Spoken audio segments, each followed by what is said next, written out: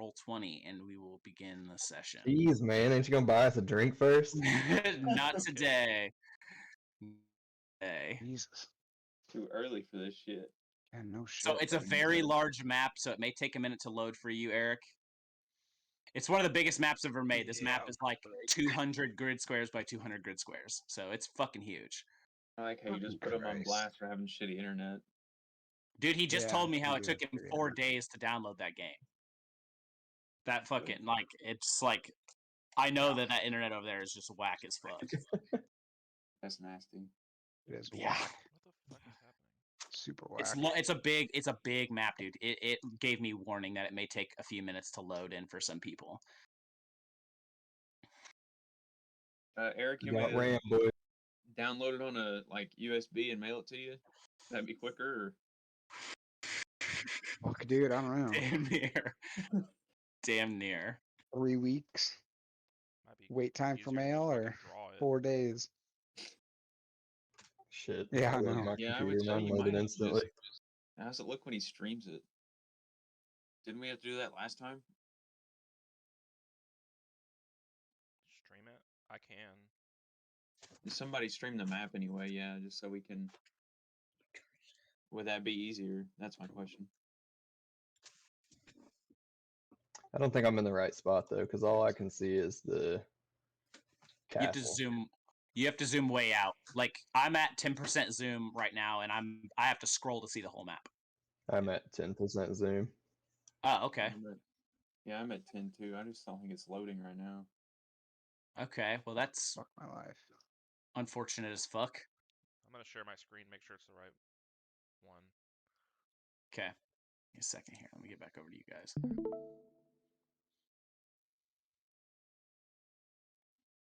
Oh yeah, I don't see. Yeah. any. So yeah, you should be able to scroll and see the whole map. Yeah, that's the whole. So you can see.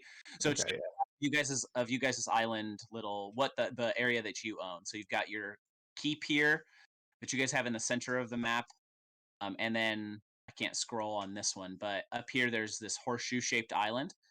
That is all as well as this other little spit of land with this little mountain on it. Yes, to the left here. Give me a minute, and guys.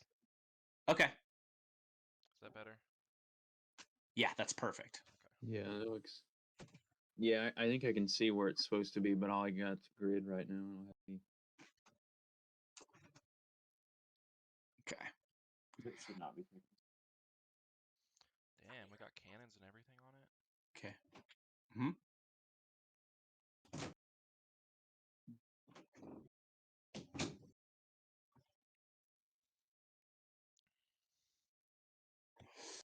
Yeah, it's basically a hastily abandoned military outpost. You can tell that it's not Elvish build. It's been here long. It's basically the elves conquered it at some point from someone else. It is old. It's very old actually. But yeah, it's pretty well outfitted. And basically ready to rock and roll. So there's not a whole lot you guys have to do to the keep itself. It's basically functional as it is, and but you guys have all this other land that you can do whatever the fuck you want with, and everything is to scale. So everything is to scale. The hexagon. I'm losing you. Foot. You losing me? Okay, I got you. Okay. So yeah, everything's to scale, 5-foot grid squares, and then so like you got your ship is like roughly like from fucking bow to stern is roughly like 160, 170. Somewhere in that ballpark. I can't remember exactly how to measure. The other one's like 140, 150. So Oh shit, the fuck just yeah, happened? you accidentally like if you left click and hold, it'll Fucking get stuck, Thing is and then pushing it'll this thing want to the to. max. Yeah, like I said, my bad, bro. When I was building this, I didn't like it was so big, and I was like, damn, I don't know if this is gonna. I was worried that it was gonna have loading issues. But what I can do is I can take screenshots of the map and then post the screenshots into the chat or something, or somebody can, and then we can from there we can that way you guys can just have like a copy of the map to be able to view. And and kind of zoom in on, and kind of that way you guys can make plans for whatever you guys want to do with the island and all of that. So Yeah, Matt, will you go ahead and do that? Just Yeah, I'm doing it now. I still don't even have it loaded. I can see grid and that's it. Does it even say I'm in there? Yeah. Oh yeah, it does. Oh, okay. All right, that's posted in the chat. Thanks. Check on that.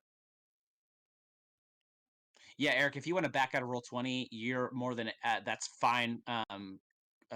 Matt just posted the pic of the map in the chat, so you guys, this is not something you guys really have to interact with. I just figured I would make it interact, like you could, that way you could, Yeah.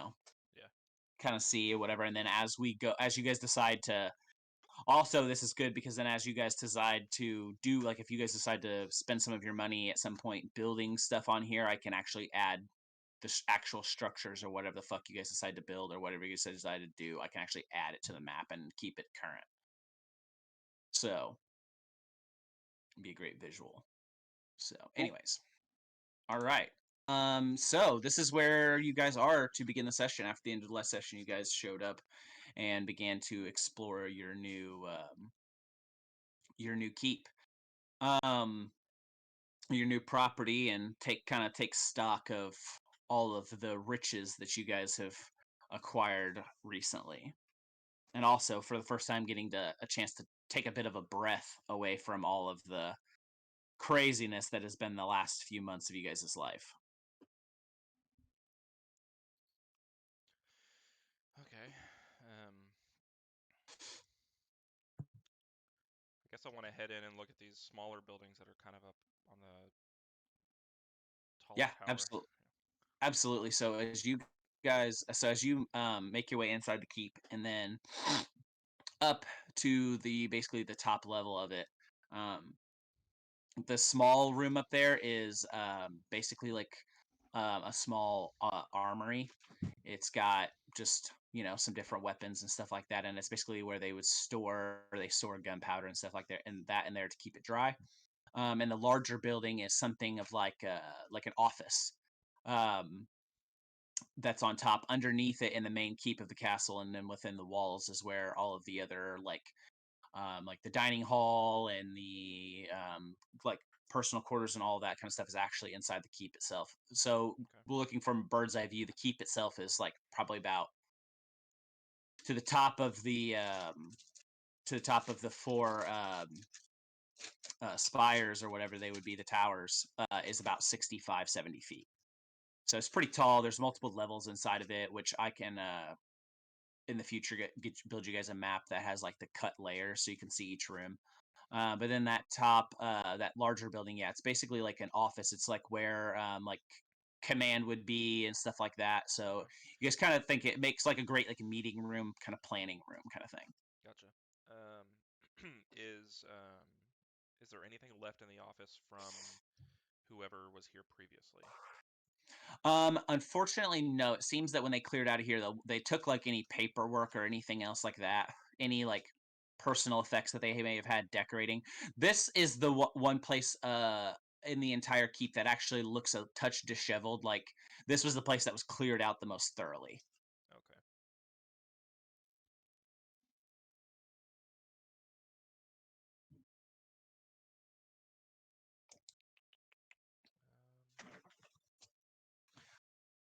So one thing that you guys, as you guys kind of make the journey from Kathir south to your little hideaway, you guys noticed that you guys were quite short-handed on trying to crew the two ships, having lost, huh? So I might have this figured out now. Jesus Christ. Okay. My computer only wanted to do.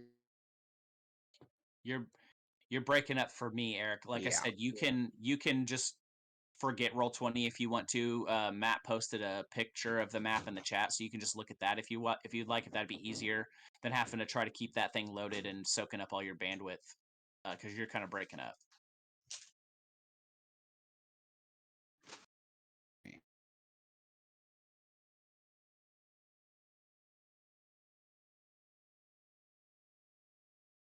Can you hear me, Eric?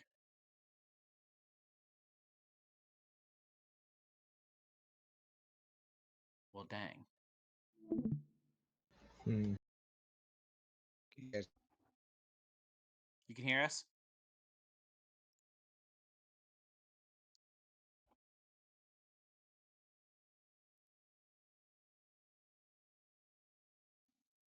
Hell's bells.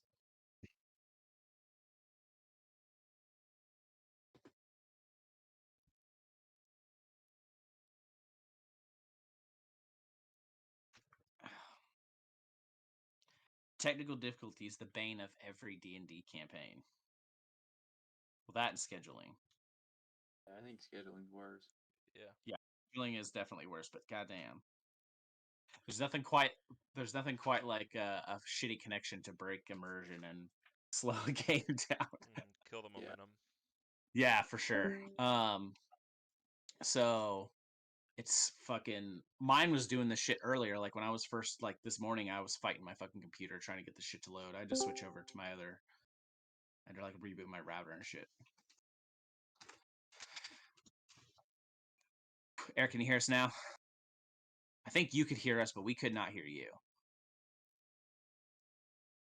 Yeah, we ain't got anything. Yeah, we can't hear you. You're not even lighting up green.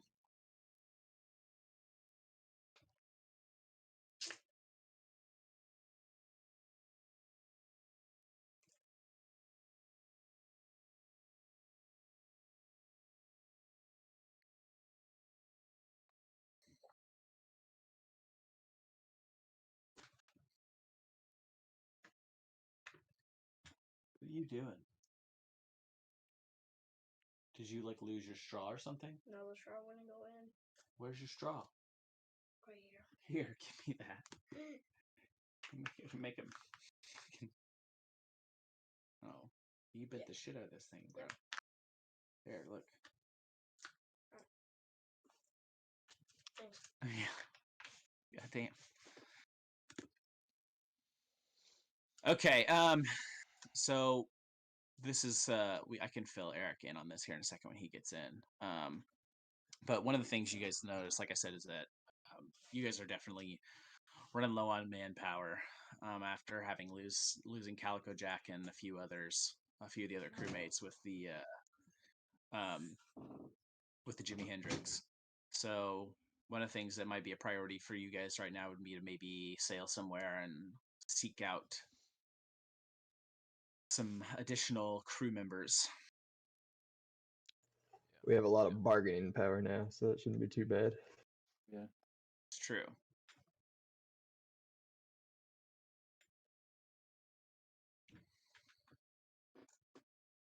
Let's hit the road, Jax. Yeah. Yeah. so Gems, I mean, sorry. Gyms, yeah. Gyms. Yeah, so real quick, so have we decided that this island is to be called the Gymrolled Isles? I think so. Yes. Oh, that's good. Okay. Okay. Oh, that is not my note. This is my note. Yeah, I really like that. Let's see here. As well as we also agreed on the name for the new ship, the Gym Reaper. Yes. Let that be known. All right. Okay. Alrighty. Yeah. So you guys can set sail. Let's pull up the map. What are you guys thinking? Which direction are you guys thinking about heading? Let's see here. Molly came with, right? Yeah, absolutely. Yeah, she did. What does Molly think? Molly, she has a couple of different ideas. Hold on, let me get this map pulled up. She says it's probably that we should probably leave the Elven Kingdoms alone. It's probably the smart thing. There's not going to be Okay. too many willing people to sign up for to become pirates essentially in an Elven city, generally speaking. We turned it upside down. We can go back the way we came, I guess. You guys could venture further to the east if you want. There are some other on the other side of the Gulf of Lurien. There are some other settlements, and then also you could travel up into the interior of the continent, into the Sea of Fallen Stars, if you chose to, in search of others, or you could back. There's a lot of merit in potentially backtracking, and revisiting some other places, maybe visiting places along the way that you didn't visit the first time around. So there's a lot of different options. Did we just lose Eric Yeah. again? Yeah. Yeah. Sorry, I don't want to go like crazy far from our new outpost, just because of the fact that if we can find some things to get there for the new outpost, I'd like to be able to bring them back in a timely manner. So, what would I know about these settlements just north of the southern Luir Wood, like Del Zimmer, Underhome? Absolutely.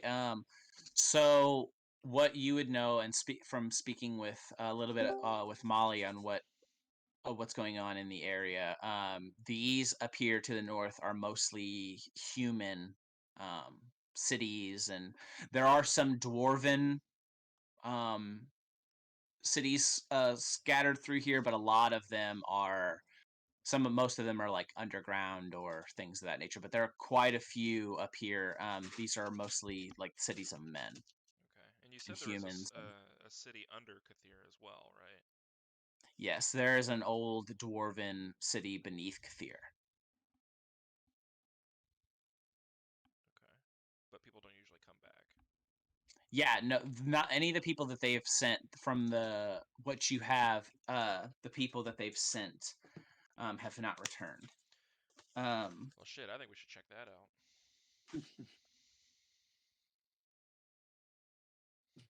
Sounds good to me. That's my vote. Yeah, I'm done. I mean, we're right here already. Okay. All right. Well, if that's where you guys want to head, you guys absolutely can do that. And you can. Would you like to maybe try to scour over some of those things and see if you can find any information on where the entrance would be? Yeah, I thought I had a bunch of books with me, don't I? That I got from Yeah. So the store. So here I have the contents of that chest ready for you. Okay. Of everything that you found, all of the tomes and scrolls and things. So you found quite a few things in here. So one was the history of Kathir that I told you about already, and Mhm. the elven city Grimbadur. Um, the others are, so one of them is there are 3 spell scrolls that you find, old spell scrolls that have been rolled up and placed in this. One is a spell scroll for reverse gravity. One is a spell scroll for Fizban's Platinum Shield. Fizban's Platinum Shield. And one is a spell scroll for Greater Invisibility. Now, just so that way we're clear on exactly how everybody understands how spell scrolls work, they're basically a one-time use burn off kind of thing. Right, so basically you have the spell scroll and you can activate it without using a spell slot, and you use it and you have that one use of it, and then it's gone. But it is an action to use it though. It is an action to use it, yes, but it doesn't require a spell slot. It doesn't require any components, anything whatsoever. All you do is just cast the motherfucker, but it's just the one-off. It's not like a thing you can multiply cast. But what you can do also is for wizards, you can. I don't know if how this works for sorcerers. This may work for sorcerers. I'll have to do some research on this. But you may, for wizards, I know at least you can learn. If you have a spell scroll, and you don't use it, you can actually study that spell and then learn to use it. All right. So, and then finally is quite a large tome, and it is in Elvish, which you've had to have someone translate this for you. But in Elvish, it says the history of the first pirate king. Mhm. There's more than one. Oh, Hmm. okay. So, I just did some quick research on learning from scrolls. It looks like only wizards can do that. I thought that might be the case, but I wasn't certain. Yeah, only wizards. I will say that I have reverse gravity, so you don't have to worry too much about using that one Okay, too quickly. cool. Okay. The history of the first pirate king. Basically, the story goes that the seas of Faerun were once ruled by a powerful and terrible being, long, long ago. A leviathan called Chotgor. Chotgor. And so 9 powerful lords formed a council of 8, electing one king by unanimous decision. His name was Bartholomew, a great and powerful wizard of the high seas. He and the Council of 8 fought the beast and used a magical binding to split the sea dragon's soul into 9 pieces, dividing its power between him and each of them, sealing away the 9 fragments into various gemstones. They had defeated the beast and claimed dominion over the sea, and learned that if you embed the gemstones into your own flesh, and the final pages of that tome are torn out. That's the last thing that is in the tome. It says if you embed the gemstone into your own flesh, and as you flip the page, you see the last couple of pages of this tome have been torn out. All right. Get off Thea on the No. phone. I want to talk to that bitch. Yeah. So yeah. So that's what you learn from the chest with all of those tomes in there. After studying, go ahead and make an investigation check for me of the untold history of Kathir and Grimbaldur. Not great. That's a 5. Yet, you're unable to locate as you're having have to have bits of it translated here and there. You guys are having a difficulty locating anything suggesting an entrance to this city. How you would actually get into it. Go ahead. Can I take a look at it since I know how to read Elvish? Absolutely, yeah. You can go ahead and roll investigation.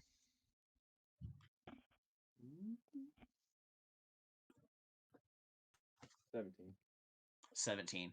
With a 17, you're flipping through the pages and you find a small section that says something about a secret door that was built or that was basically encased beneath the city, but it doesn't give any precise location where the actual entrance is. It's somewhere beneath the city. But there's nothing. Tony a call. Hey Tony. Hey Tony. So I don't even know. so yeah. Okay. I think we need to go to Kathir. Yeah, I agree. Okay. And get Althea on the phone. Yep. Okay, absolutely. So you guys kind of batten down the hatches around your new keep and set sail for Kathir. While we're doing that, what does Molly say whenever? Is she with us during this conversation? Yeah, I imagine that while you guys are kind of standing around, she's probably staying there alongside you guys. She finds the story of the first pirate king very, very interesting and wonders.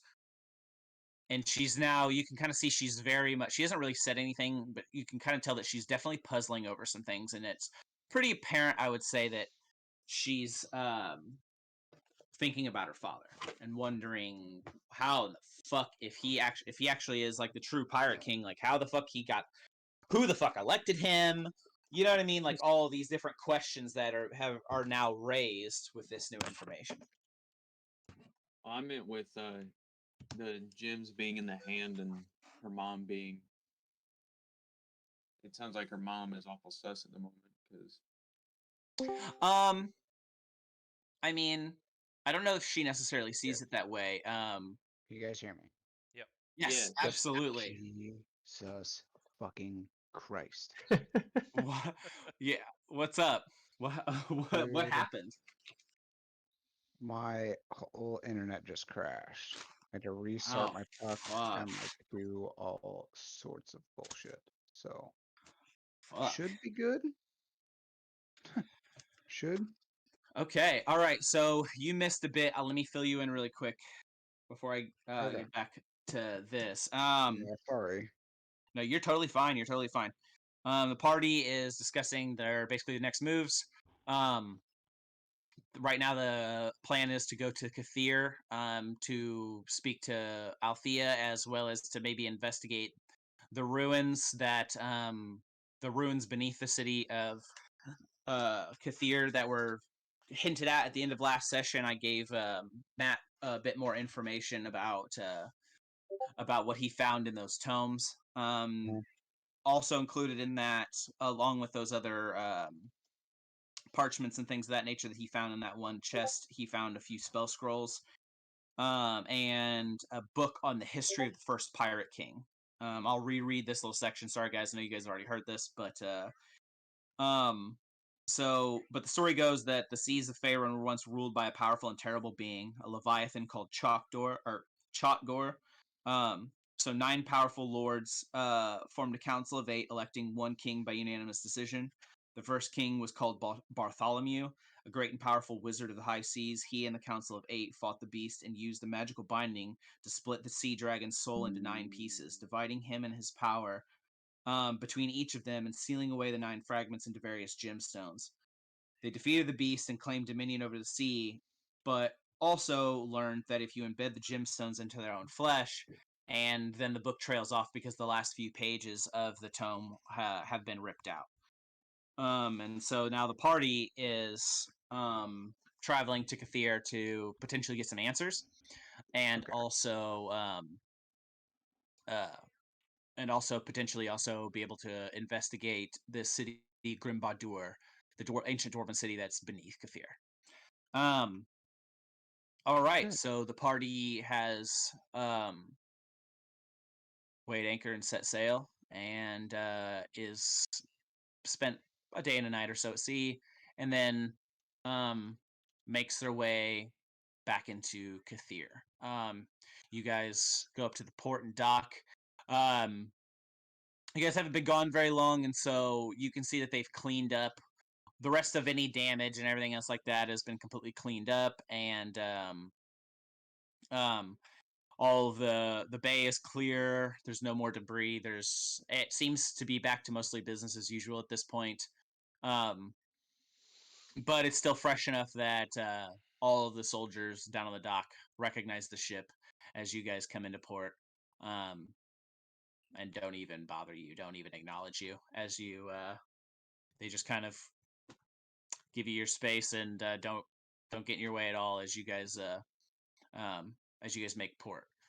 I feel like as a weird flex, as we're pulling into port, I would head up to the bow of the ship and take the pass that we have and put it up in Stone Jimmy's hand. That way he's holding it out as we're pulling Yes, in. Yeah.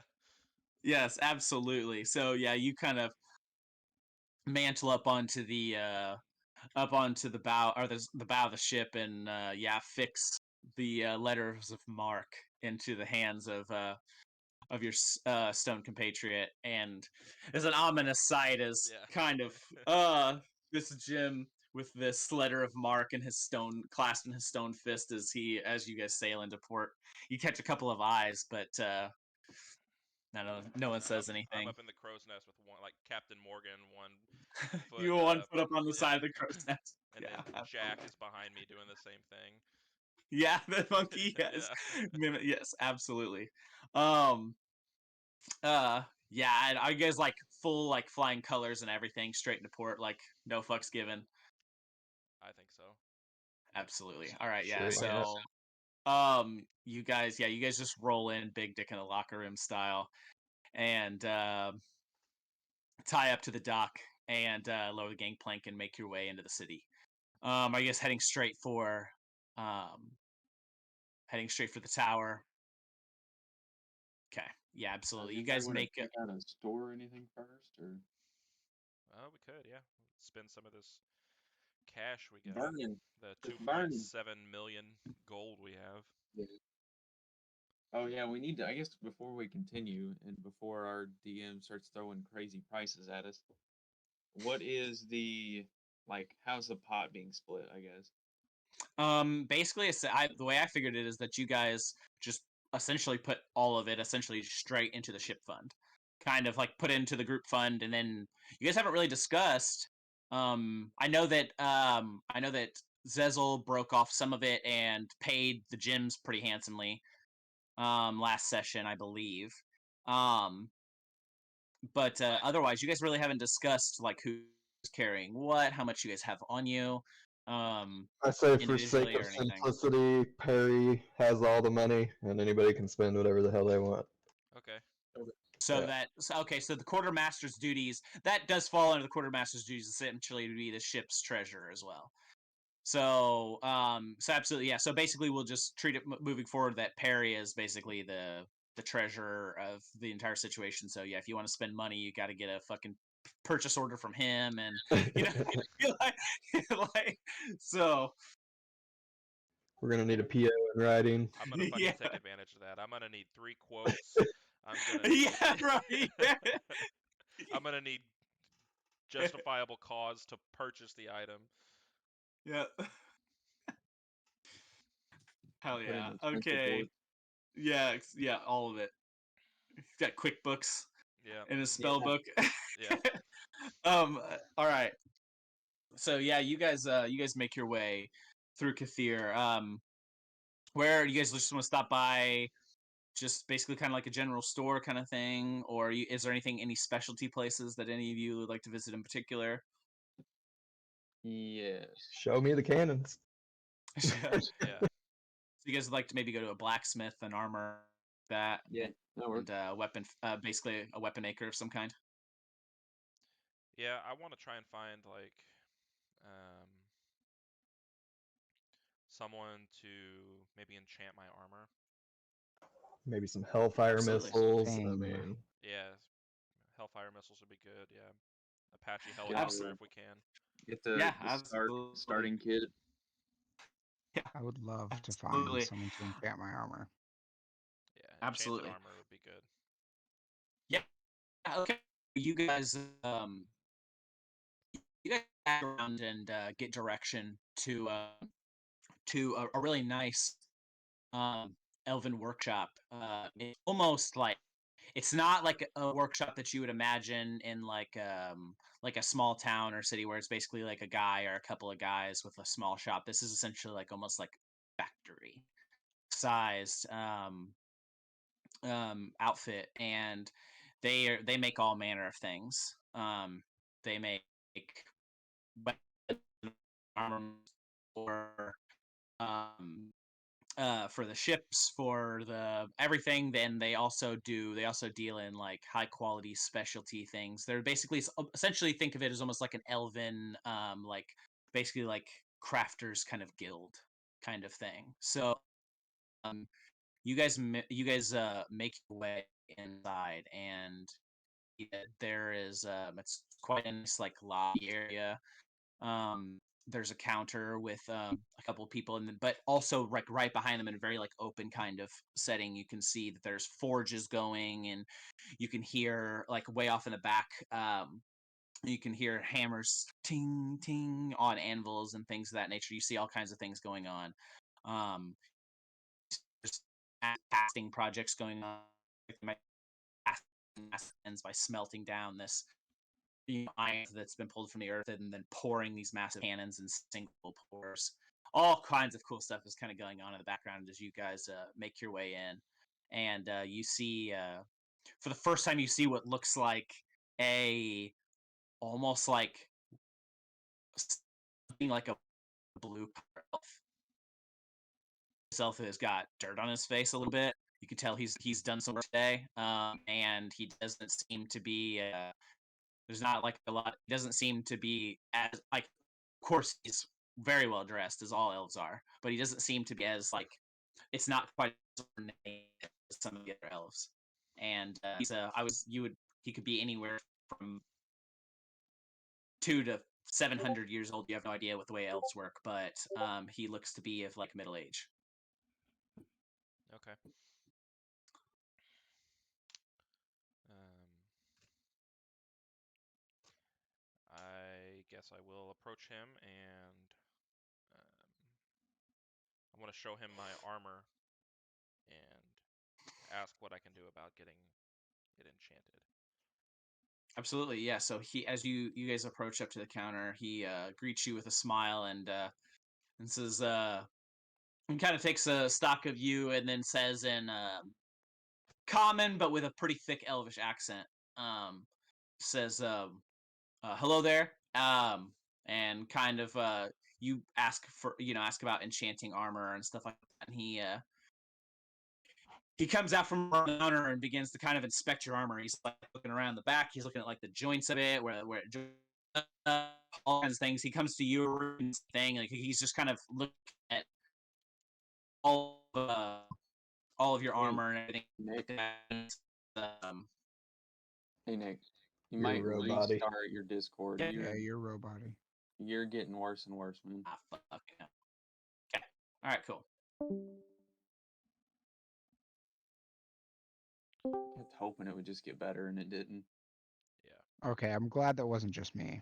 I was fighting to try and discern what was going on. I just really hope. You guys hear me now? So far, it was kind of hit or Okay. miss. So, okay. No, Okay. your auto tune. Auto tune. Oh, that's worse. You looked like a Minecraft character for a second too. You're Yeah. back to normal now. Can you hear us? Okay. Yeah, I can hear you guys just fine. Oh, Switching internets real quick. Give me just a second here. Now you have one of those Japanese voice delays. yeah. Oh yeah. Okay, what about now, guys? Is this any better? That Same. is. Right now it is. Right now it is. Okay, we'll just start because I can hear you guys fine. I can hear you guys fine this entire time. But just shout at me again if it starts happening again. So what all did you guys hear anything I described about the inside the fucking place or anything I said to you guys after that? We struggled through hearing the the description of idea. the fight, but we get Okay. the idea. But I think having him inspect the armor would be a good place to. Pick up. Okay. All right. So yeah, he comes out from around the counter and begins to inspect you guys' armor. Perry, isn't your armor like elven armor already? It Isn't is, it yeah, armor it you was picked up? the ranged armor, like the hoplite half plate. And then Aruk, your armor was that adamantine samurai armor, correct? Yes. All right. So fucking adamantine armor. So anyways, he comes around and he starts inspecting you guys. He looks at your elven armor and he says oh yes, absolutely. This should be quite easy. And he kind of ushers for you to like take it off. And he says, "What are you thinking? You just want to just enchant it for just give it a little extra resilience, so to speak, or are you thinking anything special?" Yeah, I think just give it a little bit more fortitude. That would be Absolutely. ideal. And he looks at your armor, Rook, and he says, "Seems like you've had this for quite a while." As he says, "Could use some repair, if I'm honest with you. But I think I can do the same. I can strengthen this up a So little bit for you." I'm not really looking for strengthen, because I mean I honestly get an 18, like AC, but I'm looking for maybe per se like a stealth charm or enchantment to take away That's a good idea. I some like of the his idea. I want that clinkiness. too. Yeah, don't try to upsell my Some boy. of the- We're just here for an oil We just change. like if it Nothing really else. needs repair, like I mean sure, but like if it could like you could get some of the clinking away, I don't know. I understand. I want the same. He looks over at both of you. He's like, "Absolutely, yeah, absolutely. We can Good idea. handle that, no problem." So he says, yeah, absolutely. With your armor, I'm not sure what exactly what I'm gonna get into with the repair here. So how about you guys come pick it up in I don't know. Say it's pretty. I say you guys probably rolled into port pretty early in the morning. I'd say it's maybe 8 or 9 in the morning.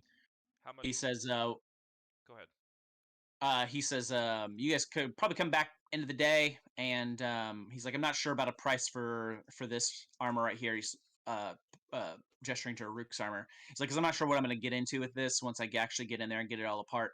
He said, but for yours, see, he kind of starts doing some math in his head, and he says, see, it's pretty heavy duty enchantments. Yes, he's probably like 10,000 gold each. Probably do it. Enchantment. Yeah, and then the whatever his repair will be extra. Okay. But I can't imagine it'll come close to the enchantments. Okay. Chuckling rich guy and walk out. I want to. How much money do we have? We got 2.7 Millions. million gold. Okay, got it. Okay, Yeah, got you it. guys are I was fine. about to say, Yeah, we're good. I we're was good. sitting there and I was like, I don't have any money. I gave up No, my yeah, 1,000 gold I got to you. one of the causes. I want to propose a deal. Okay. I have. Do you have any interest in spell scrolls? Well, it depends on what you got. Well, I have a reverse gravity scroll and a Fizzban's platinum shield scroll. So I'd be willing to part with those two and 10,000 gold for both enchantments and the repair. Do you have the spell scrolls on you? I do. Yeah, here, let me check those out real quick. I hand the reverse gravity and platinum shield scroll to him. He kind of unrolls them and oh, these are old. He's kind of looking them over. He rolls them up. He takes the other one and unrolls it. These are old and they're elvish. Yeah, you got yourself a deal. And he sticks his hand out to shake your hand. Shake his hand. All right, yeah. He says, come back at the end of the day. What kind So of? what you're telling me is I have to take off my armor, Yep. If you leave and your this armor is with when him. Nick attacks us with a fucking goddamn Then dragon or Ricky's gonna come something. back.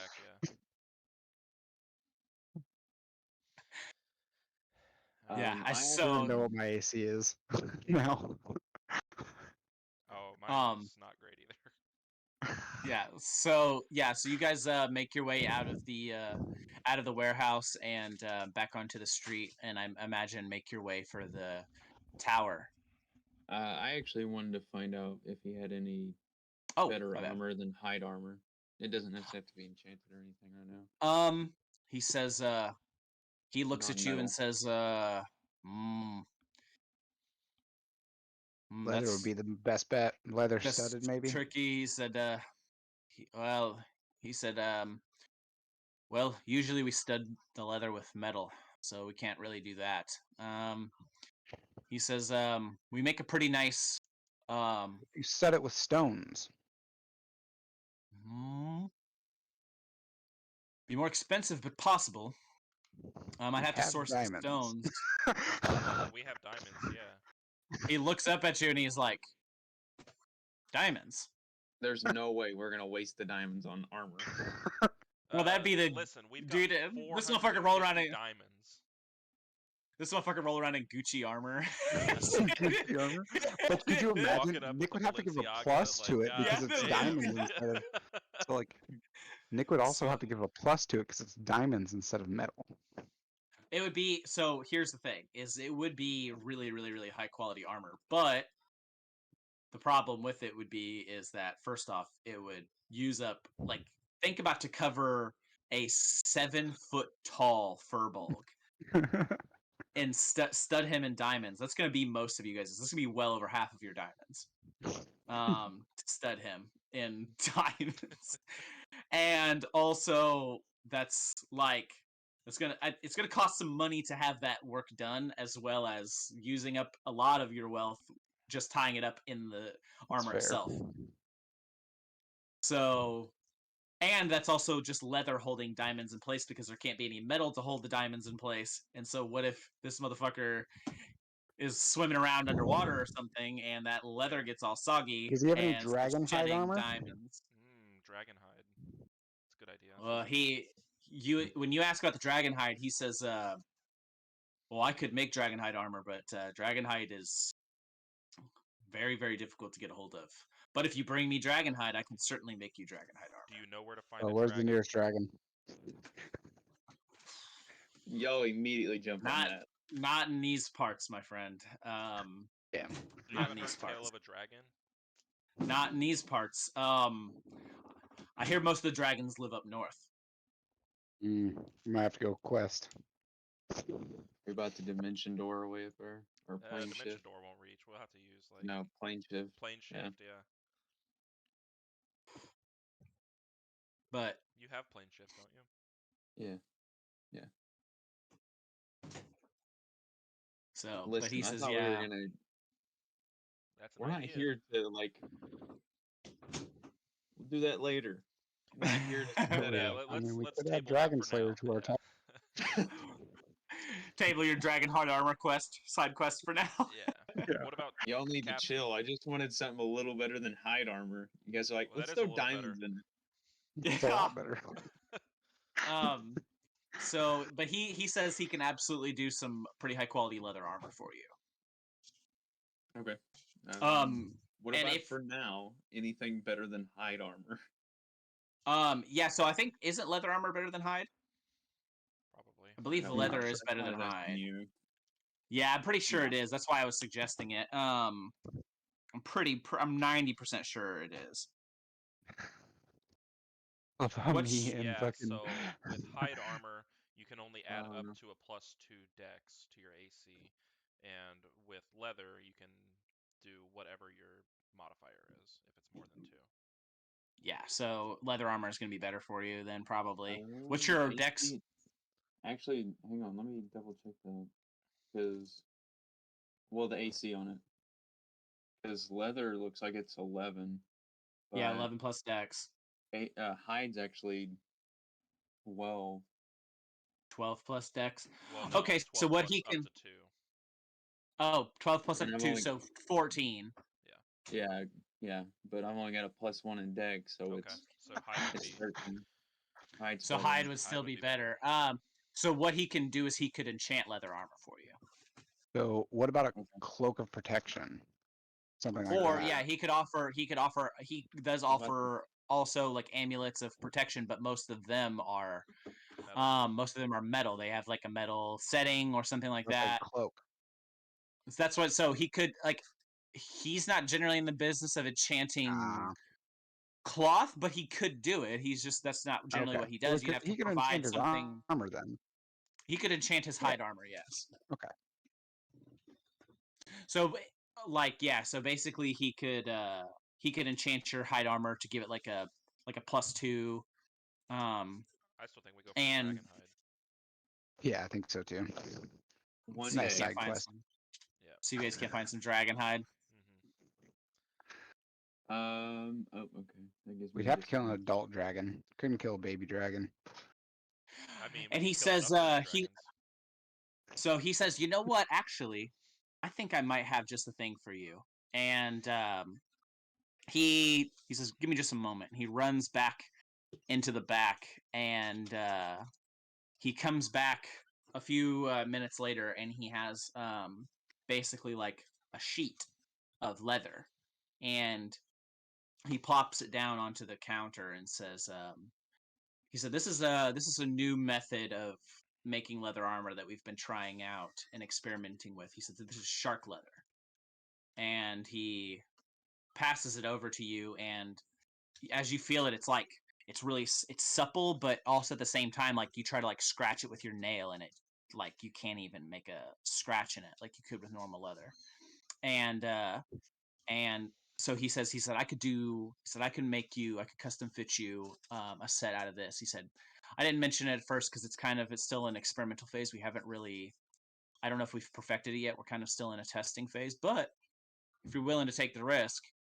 And I mean- he passes over to you. He says, to kind of take a look at. And out of game, what I'll say is, I can do like a base 13 plus dex, or a base. Well, I guess to give you a +1 would be a base 14 plus dex. So as your dex goes up, so you'd be at a 15 AC, and then as you level up, if you ever wanted to add any points to dex or something, you could always do that. Or if you wanted to then purchase any other because I'm sure actually with I'm sure that you could find some kind of materials if you wanted to gather materials on your own, to be able to craft and have enchanted like an amulet of protection or something out of completely natural materials. You just have to kind of gather some of those on your own, get like stuff that you would want. You could pick a gemstone out of your fucking mini chests full of gemstones that you like, you know what I mean, and just kind of pick something, and then you guys could get that enchanted also to give you an extra bump. Okay. Yeah, it sounds good. So yeah, so he comes around and he's got a big ass tape measure and a stool, and he kind of fucking he has like, hey, grab the other end of this, as he has to try to swing this fucking tape measure around like your big 7 foot, like probably wide ass shouldered frame, and measure you up and all of that, and he says, with no enchantments, just the plain leather armor for this, he said that'll run about. We don't have a lot of this stuff in 5,000 gold. Bet. All right.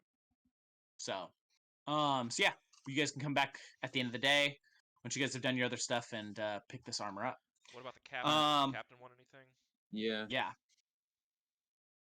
Cannons. cannons. Cannons. Okay. Yeah. The Cannons. reason we came here in the first place. When you say cannons, he says, "I've got cannons." And he kind of gestures over his shoulder as because one of the things you guys may have not heard me describe was I described them actually pouring and casting cannons back in the warehouse. It's basically like a big it's like basically like almost like a factory sized operation. There's all different kinds of things going on. It's kind of like almost like an elven crafters guild or something like that, and they make cannons and all sorts of things there, and you can see them pouring and casting cannons, big tubs of molten hot steel and shit like that, way back in the back of this warehouse. So he says, I can absolutely do cannons, gentlemen. If cannons is what you want. Absolutely. Okay, he says, let's see here. How many cannons do we currently have? We've got. So We you have have the tri-guns. We got 5 cannons and 4 tri-shot. weren't those tri-shot on the Jimi Hendrix that sunk? Ah, yes. Were they? I thought we put ballistas on there. Oh I yeah. thought you get the tri-cannons on that ship because it was the distraction out in the bay and they were firing the tri-cannons. Oh yeah, you're right. You're right. Let me delete those. So we got 5. And then plus whatever you guys have at your actual fort too. You have like I think 9 or 12 at your forts. I think there's 3 per tower and 4 towers. So Does he have tri cannons as well? no, you guys lost those with the Jimi Hendrix. No, I mean Yeah, they were The Ebenezer's. merchant didn't have any. Oh, tri cannons. He says no, no, but I think I might.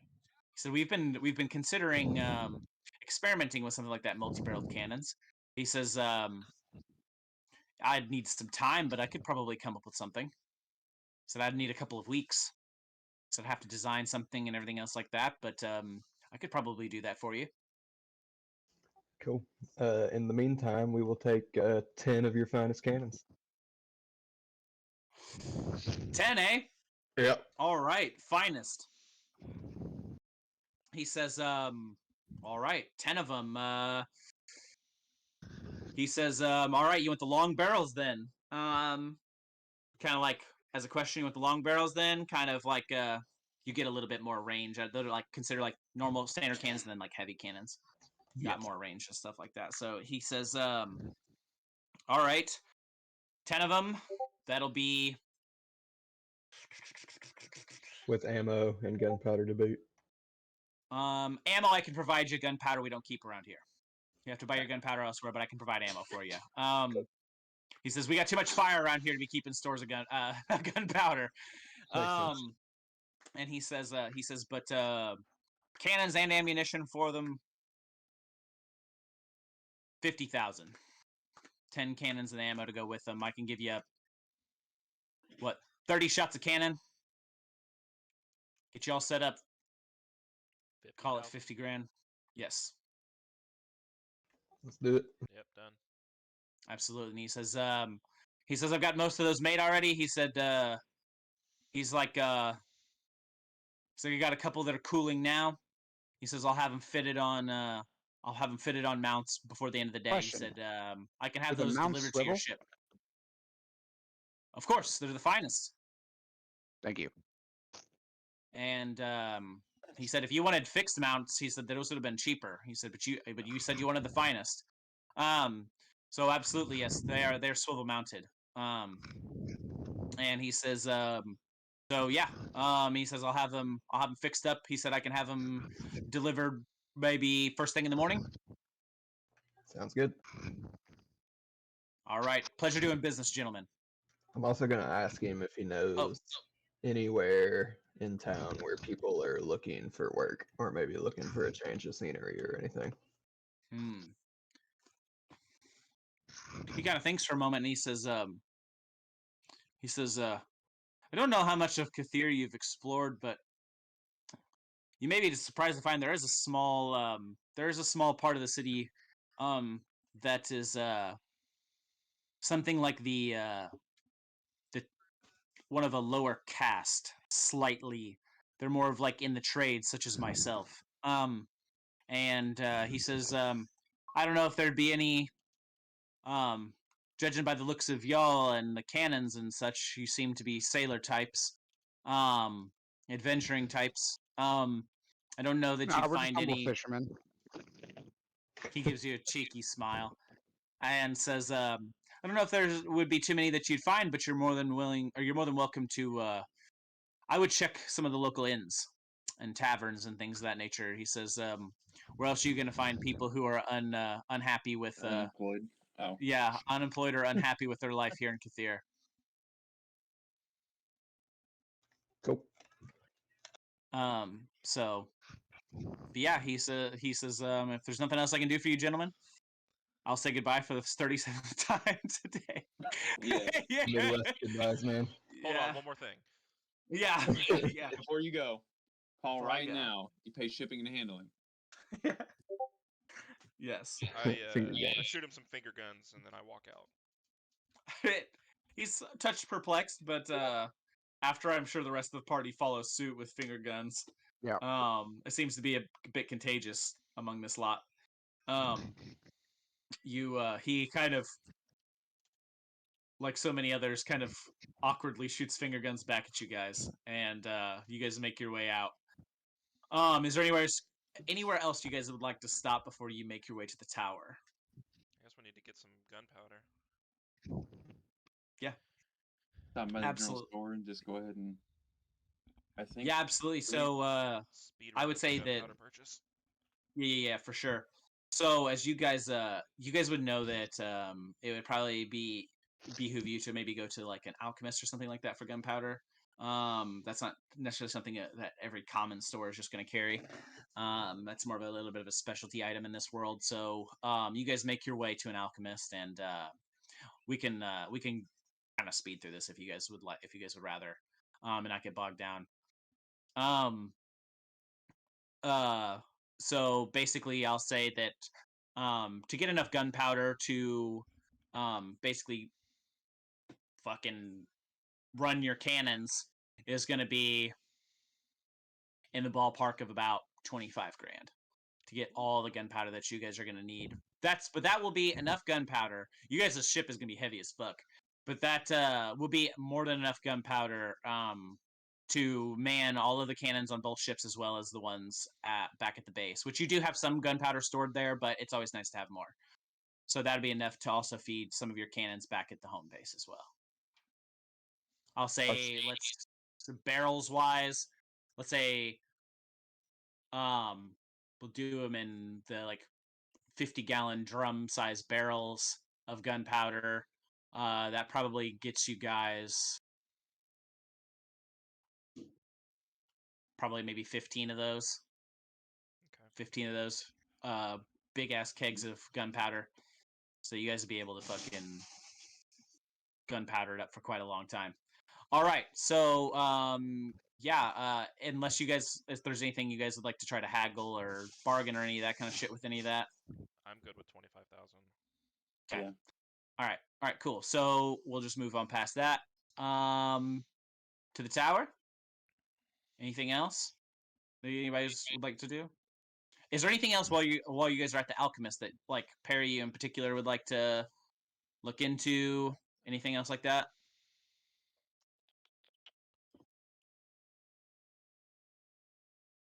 No, I don't think so. Okay. No. All right, so that way you guys can kind of get to getting with the different things that you guys want to do. We can kind of speed up into you guys making your way up through the tower and knocking on the door of Althea's office. You guys are the door opens and you guys are greeted with Althea standing there with some of her trusted advisors around her, discussing a few different things. And as you guys walk in, Molly runs up and hugs her mom and that kind of shit. And she says, "Welcome back. What do I owe this this visit? What can I do for you guys?" We got a couple questions. Okay. First of all, We just want to talk. thank you for the island. It's incredible. It's going to serve us very well. You're most welcome. I was reading through some of these tomes that I had found in the throne room, and I had some questions. Do you know where the entrance is to the sunken city? She says, I have heard things, but I've never seen it with my own eyes. Okay. I believe it's somewhere beneath, from what I've heard, it's somewhere beneath the tower, several layers beneath the cell where we first met. Okay. So I'm not sure exactly how to find it, but I'm sure I can ask around, and we might be able to. There might be someone around here who knows something. Okay. Second question. Where did you get the gem that's in your hand? When I was a child,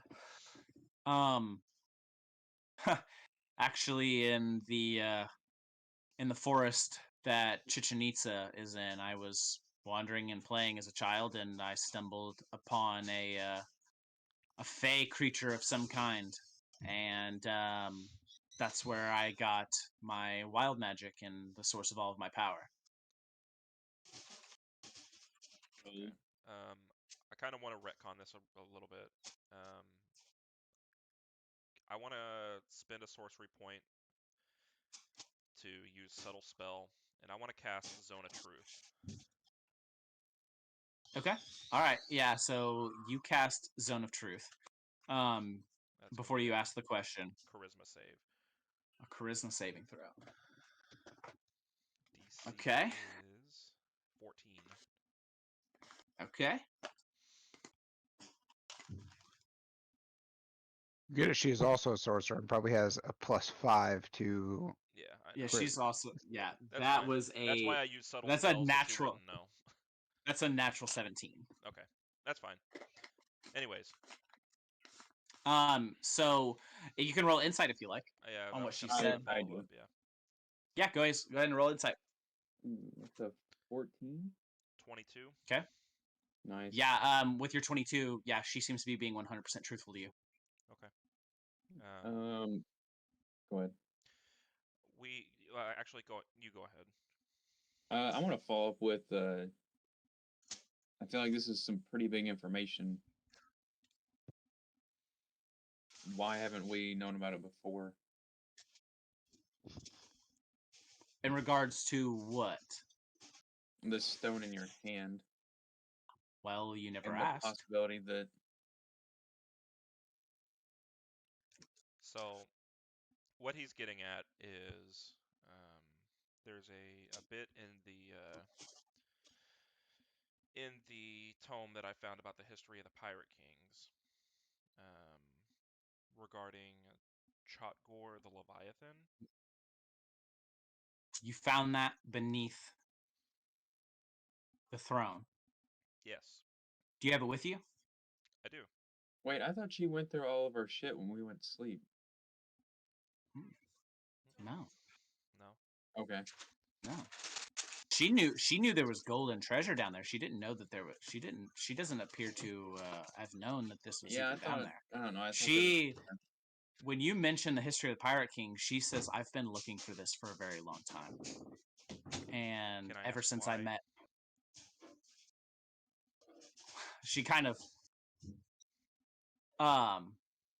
she kind of blushes a little bit and says, "Well, I do have a child with the Pirate King. Yeah, as I would say, baby daddy is one of them. So I Well, I was mean, trying to understand. We were apart for so long, and I was trying to understand what what his life was, what happened.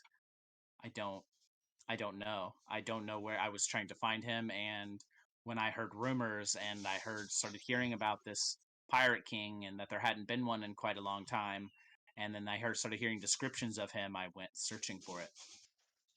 okay. So It is missing some pages. Um, the reason we bring this up is because where the tome cuts off, it mentions embedding gemstones that contain pieces of Chotgor's soul into your flesh.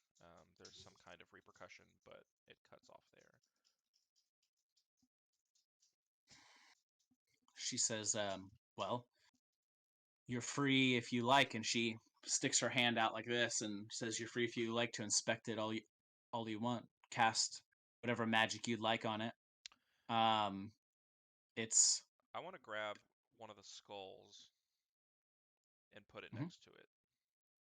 Yeah, so pretty as you compare the skull, the gem, I'll say that the one that you pulled out is the one with the blue stone and set into the head, and you can tell that, and you could even pull out a second skull and see that the way that these stones are cut that are set into the head are identical.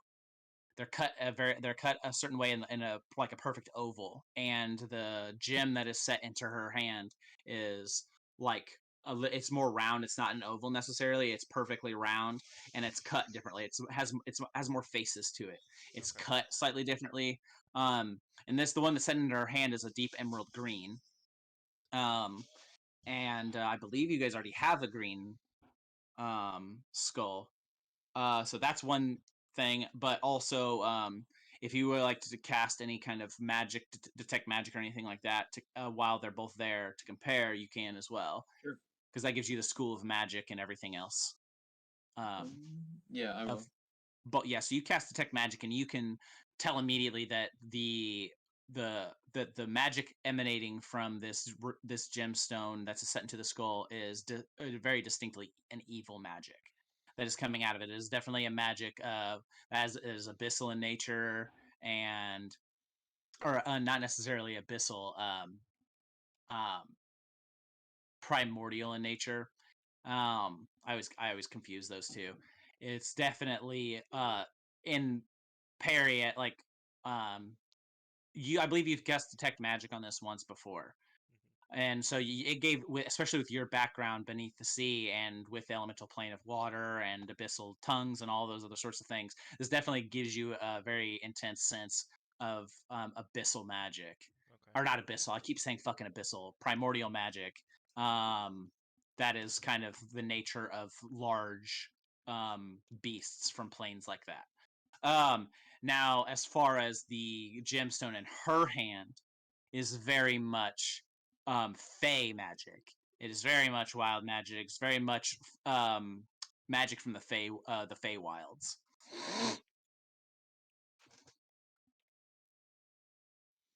Okay.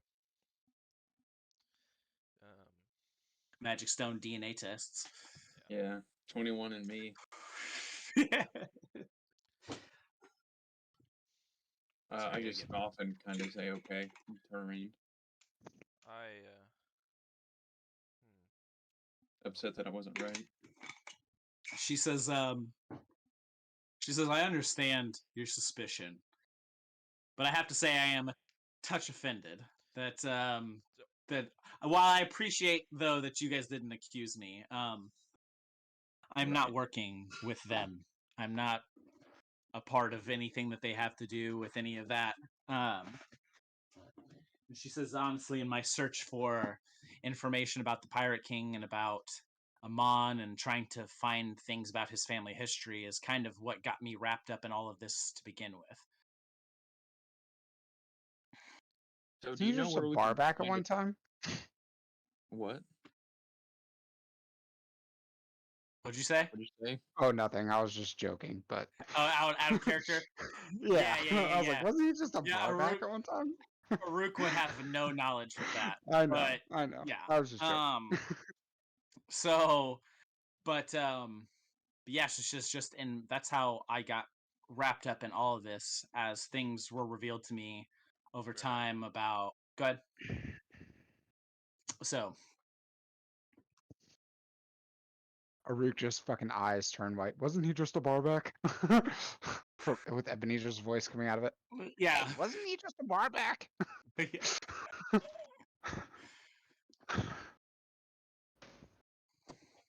Aruk just shakes his head. He's like, I don't know what the fuck that was. Right. But anyways, so all right, he's back. So yeah, you guys get the sense with your insight still kind of up, especially with that high roll that you had, that she's being 100% honest with you. I want to, I guess,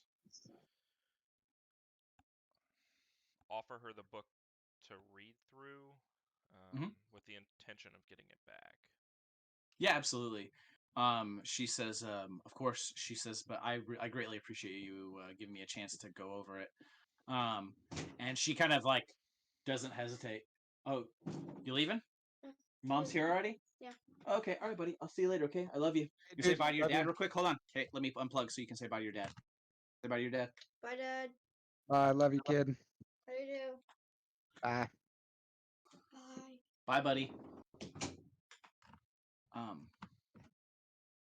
Sorry, give me plugged back in here. And so on a separate note, do you know where we can find a dragon?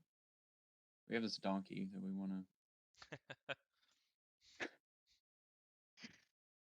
Oh, he froze. This is a Damn. dragon, huh? I'm Can grabbing I ask Do it. why? Did I freeze again? Yeah. Yeah, it did, but it was Fuck. just like you keep doing the freeze on GigaChat thing. It's Yeah, hang nuts. on. I'm posting it. Oh, you got it? Oh, yeah, I got it. Are you kidding? There you go. God damn it. Okay. All right. Am I still glitching or am I good, You're good now? No, you're Okay, good. cool. All right. So she says, can I ask why? What are you guys in search of a dragon for? You really want to know? I mean, I am. Like, I'm pretty curious. Yeah. Bink, bink. We need its hide. Oh. Oh. Okay. Armor or something? A spell? You can Ooh, say a that. spell. What? Well. There haven't been any dragons in this parts for quite a while, but let me see. You know, do you guys remember that little gnome that showed up at Chichen Itza with the cannons? Of course. Yeah. Yeah. Yeah, if anybody has got some dragon hide, I would say that he has some dragon hide. All right. Thanks. I actually fought a dragon with him once. With alongside that little gnome. Me and myself and Amon and another, oh, what was his name? A dragonborn, actually. Oh, what was his name? Medrex. Yeah. No, Midrash. But close. That's really close. That was a good guess. Just a thought. To be honest, we don't necessarily just want to hide. I'd also like to fight a dragon. Now, as far as fighting a dragon, there's only the only dragon I've heard of. He's up north. She says she goes over to a map on the wall. You see, we're also trying to collect titles, just like Amon.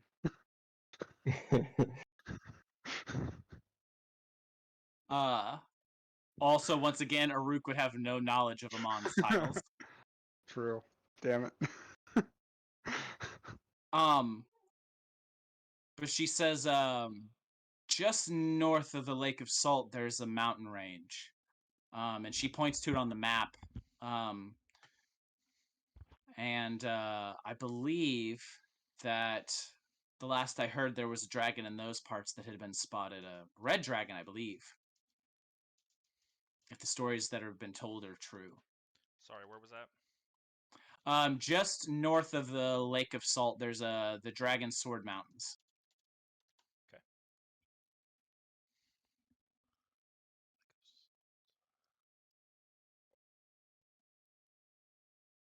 Oh, okay.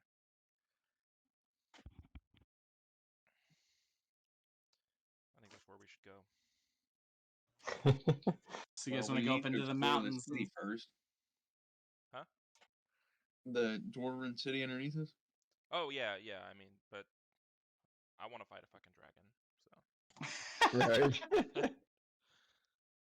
Right. All right. So, yeah, she's like, she says, I will, she kind of like, she's like intently reading the book and says, I will, I'll give this back to you. When I finish with it, I imagine I'll probably be done with it by the end of the day. As she kind of looks over at one of her trusted compatriots and tells him to basically clear her schedule. So, okay. Franny wants you to call her when you're done. Okay. So,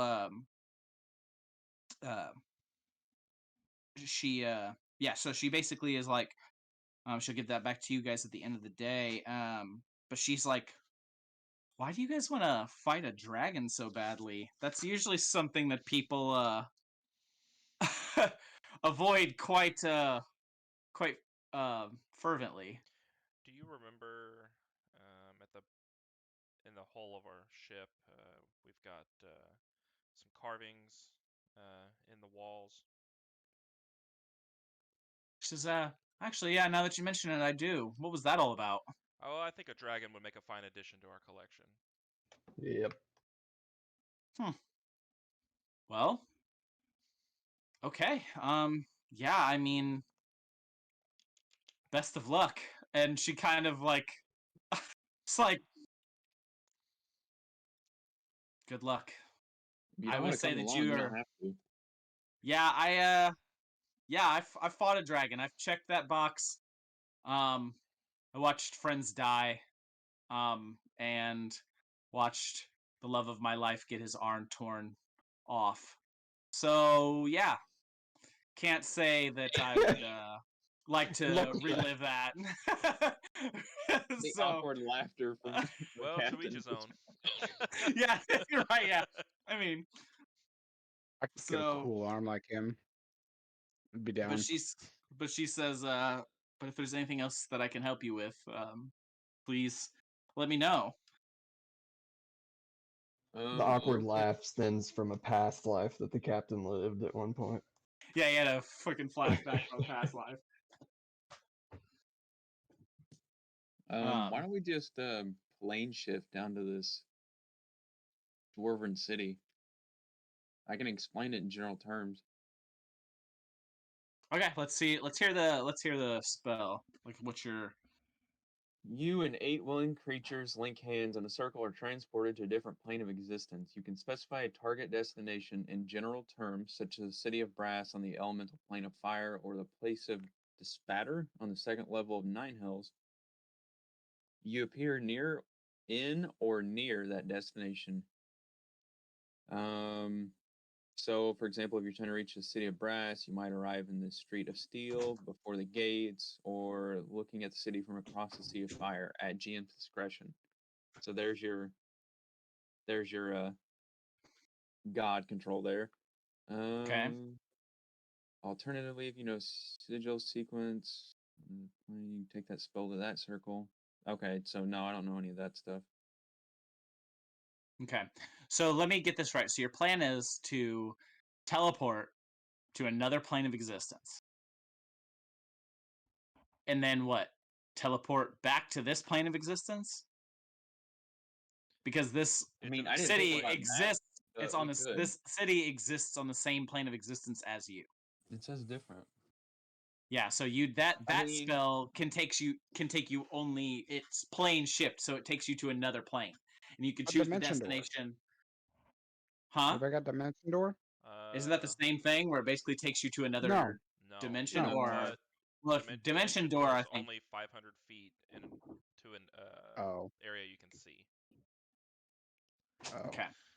So I mean, as long as we can long rest wherever we go, we can do it back. Because I only have one slot. See, well, let me get my armor back first. No, I agree. Yeah, no, I already thought of that. But and then what? Plane shift back into the Dwarven city. I guess we could, yeah. This seems like it's gonna go wrong. I hope it does. Yeah. Says the one who doesn't have 2 million gold in his pocket. Right. Well, leave it on the ship. For the level 1 character you have to rewrite in 30 minutes. Right. Yeah.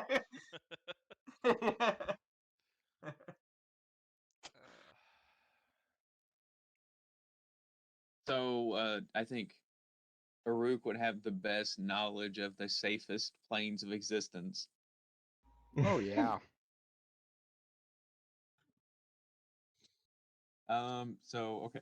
While we're are we Astral Like you're plane. imagining your campaign just Astral blow up plane, Nick. Yeah, the astral plane would be There pretty you go. good. Yep, that'd be good. are we done talking Althea? Yeah, I imagine she's just kind of at the desk reading her book. I imagine you guys kind of walked out of the office or like having this conversation as you guys are walking out of the tower. I imagine. Okay, there is the biggest thing I actually did want to go get. I don't know if there's actually one that's got a name or anything, but an illustrated animal guide. I want a picture book of animals. Ooh, that's good. Okay, I'm on the same All right. wavelength as you. I understand. Okay. You can have seen more animals to Wild shape. shapeshift. Yeah. Wild shape Yeah. into- Even though I'm afraid that Scorpion's going to be the best one I'm going to get for a So long guys, time. Galaxy brain. out of game, I got really disheartened by some of the rules I looked up prior to this. Okay. Even though I have rules? 3 attacks per action, I cannot just blast. Eldritch Blast. Boo. Yeah. A spell is different from than attacks. But I can Accent Surge. And so I didn't know this, Nick. I've been using Accent Surge all fucking wrong. I can attack 6 times with Accent Surge. Jeez. Okay. My man's over here doing Yeah. combos. So God damn, bro. I can attack 6 Fuck. times with Accent Surge. It's not 4. So I've been doing that all wrong. Okay, well, good to know. We will. The Well, Rook Jesus, Ultra is that you? Instinct mode. So my Shit. dude, so why I was looking up all this is the next battle we were gonna get into. I was going to action surge, and fucking shoot goddamn. So I get 3 beams per Eldritch Blast. I was going to shoot 18 beams of Eldritch Oh Blast. my god. That'd be 18 d10. Final Kamehameha. Yeah, no shit. Exactly. No. It was like whenever shit. Frieza just starts. Yeah, yeah, just writing down death beams. Fucking hell. Okay. That would have been so cool, but it doesn't work like that, sadly. Yeah, that would be. Unless I get an Broken. amulet of quicken spell. I'll make sure you never get an amulet of quicken spell because that would be absolutely ridiculous. I should totally anyways, get that before the hold on. final big bad. I wonder. Yeah. I've got alchemist tools. I wonder if I could try to enchant and. DC 50.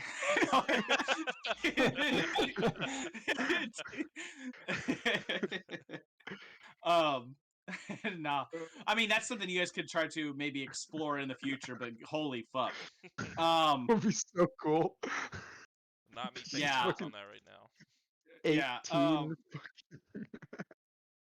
just Aruk just becomes the party's Gatling gun. Yeah. Just a weapon to be wielded. All right. So as you guys are making your way down the stairs, and you mentioned this picture book, Venkin. Molly says, well, why don't we just go check out the library? Well, yeah, that's an And- excellent idea, but I just wanted to voice that to everybody else that I wanted. Smart Okay. ass. Well, she says like as you guys are. What I'm saying is like as you guys are going down through the levels of the tower, there's a fucking library within the tower, and so she's like points it out like, "Hey, motherfucker, you want a book?" And she points out the I don't library. like gratitude, but thank you. So yeah, she points out the library, and if you like, you can go in and try to look for a picture book. All right, I go in. Okay. And as you enter, there's an old lady, elven librarian, with like spectacles and the works, and she's kind of standing behind the counter as you approach. She doesn't acknowledge you. In Elvish, I ask for the location of this, if she has a picture book animal. This is a library, she says, like in a really hushed tone. And like a really, really hushed tone. She's like, shh, keep your voice down. She says back to you in Elvish, I'm sorry, what were you looking for again? Like the softest whisper. Is there anybody else in this library? Yeah, I'm on the same You can page. see. You can see. I whisper, do you have a picture? I don't book on understand hand? Elvis. So I'm like, this is a really nice place. She's like fucking eyes bugging out of her head. And she looks back at you. You're right, and says, Aruk. It's a really nice one. yeah. She just walks away. She's like, no, she says, she kind of she shoots daggers at you. Says let you walk in, and but she says, oh yes, dear, right over there in the children's section. And she points right over on the side, and there's like a whole bunch of fucking books and stuff like that, picture books Dude, of please animals. let and there stuff. be one of those like spinning toys with like the fucking crank on the side. Yeah. Fucking- I this wild was shape it this- too. it was- Boo. Yeah.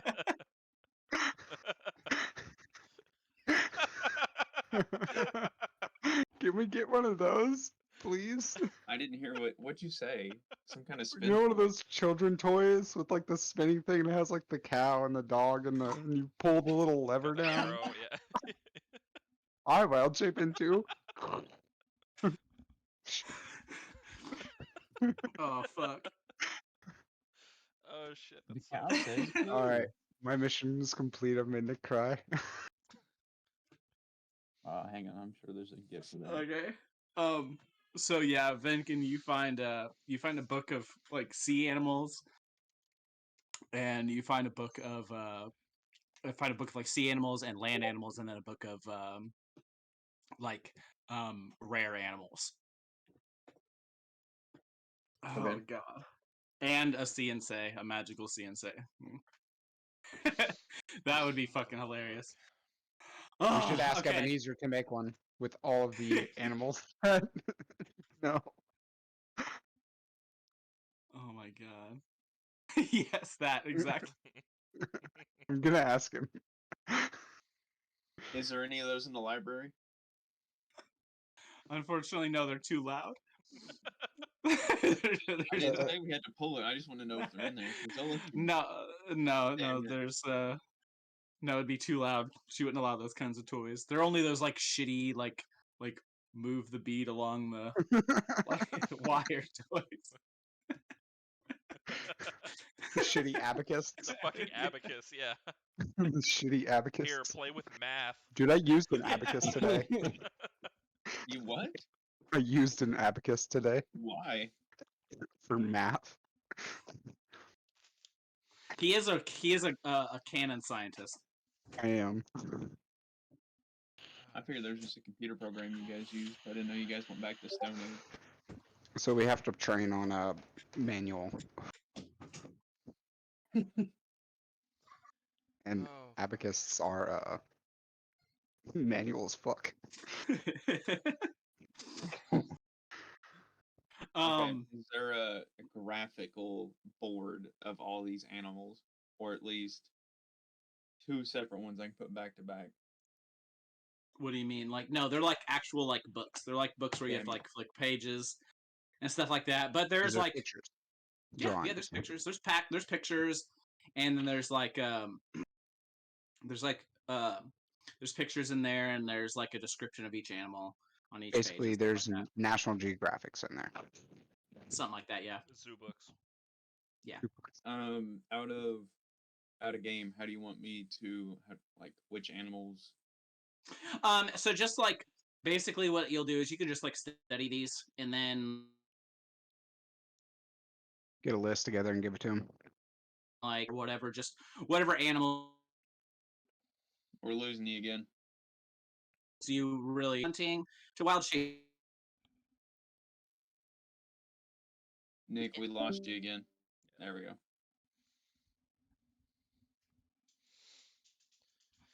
Oh shit.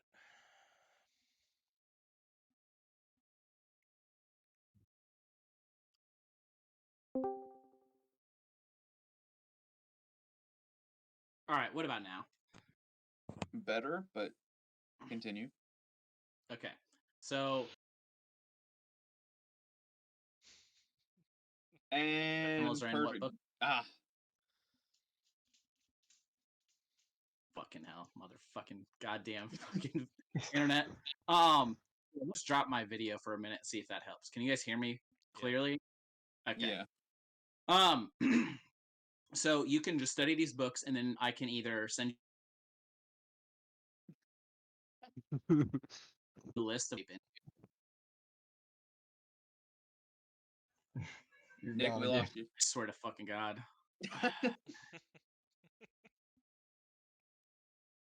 He's gonna cast Gitas Deletus on his computer. Yeah.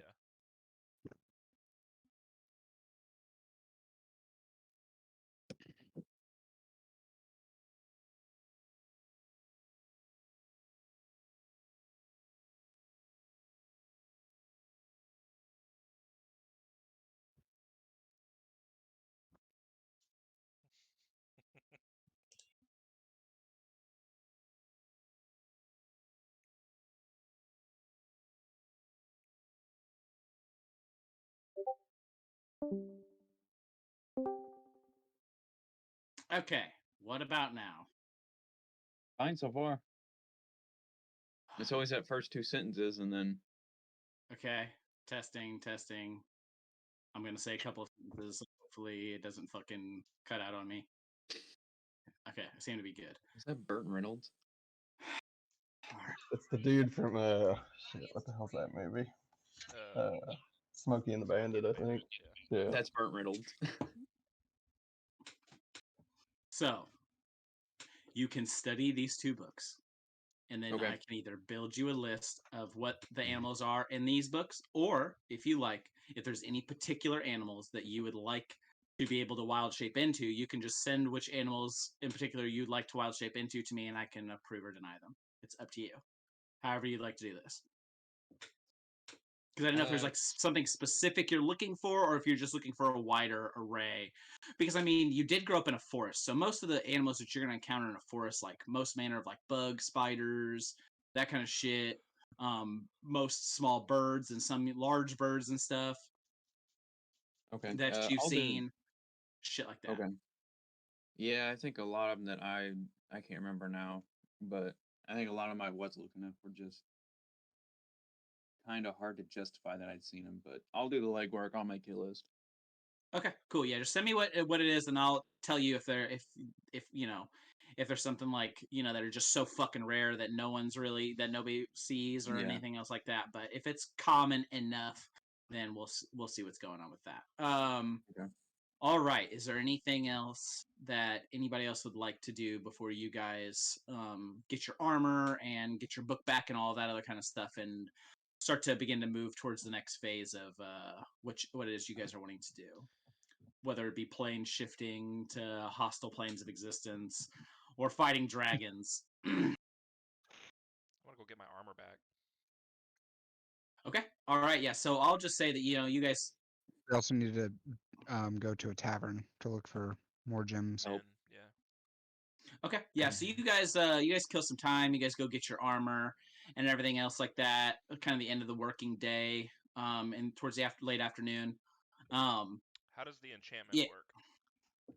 So basically, essentially, you guys each got or Aruk didn't go for a buff to his armor. You got a +2 buff, and then you guys basically essentially it just deletes the enchantment. Just deletes the disadvantage. The disadvantage on stealth checks. Okay. Jesus Christ! All right. That's nice. So what's your AC expensive. at now with this new armor? Ooh. Perry, what's your 20? Like 22? 22. Yeah. Jesus, I didn't. What the fuck? We paid the same price and I didn't get a buff? Fuck. You said you didn't want a buff. You said you didn't want a buff. It's the same price. Well, okay, so if I gave him a total price for all the enchantments, and then I said it was going to be extra, and then he basically bartered it down. But you said you didn't want a buff, but if you want, I can throw the buff on yours as well. You guys did pay. That would be super nice. Mine will go up to 20. But Jesus. Okay. Why does the sorcerer have the highest AC in the party? I know, Broken. right? That's what I said. So I was like, what, you got a buff? Yeah. Okay, yeah. So Wait, he you guys just specifically get a buff? asked for the buff, and you said you didn't want. I didn't. But, alright. I thought his AC was like 16, and you were just like, no, I won't buff you because you're already at 20. All right, fuck. No, but I was trying to play get it safe. Oh yeah, you can get the buff too. Buffed.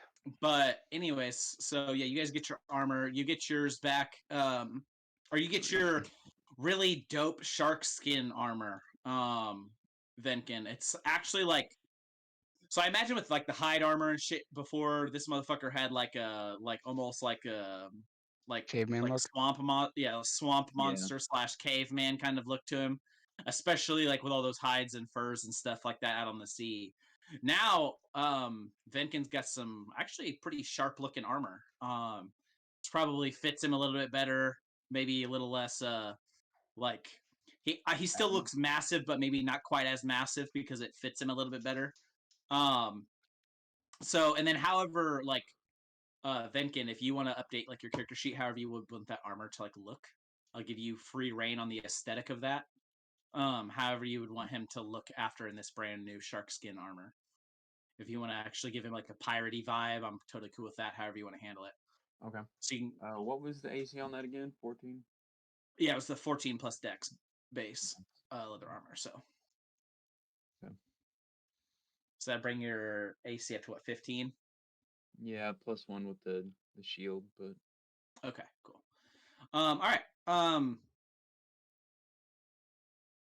So yeah, so you guys get all of your armor and everything else that you guys purchased, and then at the end, and then tomorrow morning, of course, first thing, your cannons and all of your shit will be delivered. That's all already paid for and taken care of.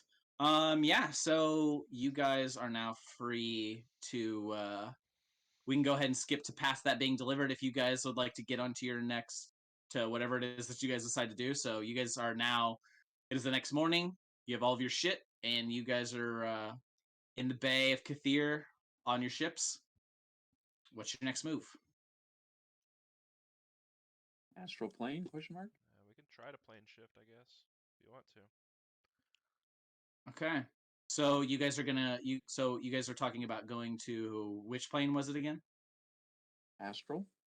The astral plane. Okay, give me just a second here. Sounds dangerous. Yeah. If out of game, if you need Spelljammer, I have it. I can let you borrow it. I am What's that? looking right now. What is I'm Spelljammer? It's a adventure in the astral plane. yeah. I have no idea what any of this stuff is, so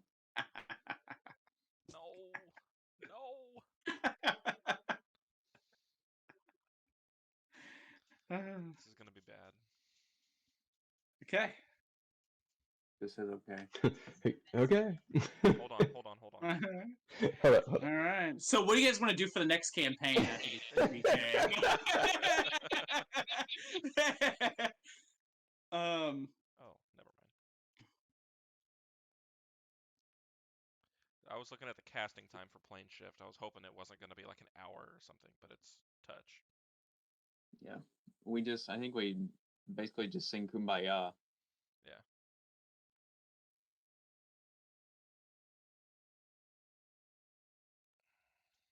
Okay. All right. So you guys are on the deck of the ship out in the Bay of Kathir, and you guys decide to shift into the astral plane, standing hand in hand on the deck of the Jimmy Chong, I imagine. And at first, you guys just kind of begin to feel a little bit of a wind begin to swirl around you, as before long you almost begin to feel your bodies being stretched and pulled towards the center of the circle. And this white light erupts from the center of all of you, which eventually expands to consume you as you feel like something unlike anything you've ever felt before. Is like you feel almost like yourself detaching from your body as your body is ripped through time and space. And things go black for a moment. And then the next thing you know, you are standing on a road, paved of gold. And about 1,000 yards ahead of you on this road paved with gold is this massive golden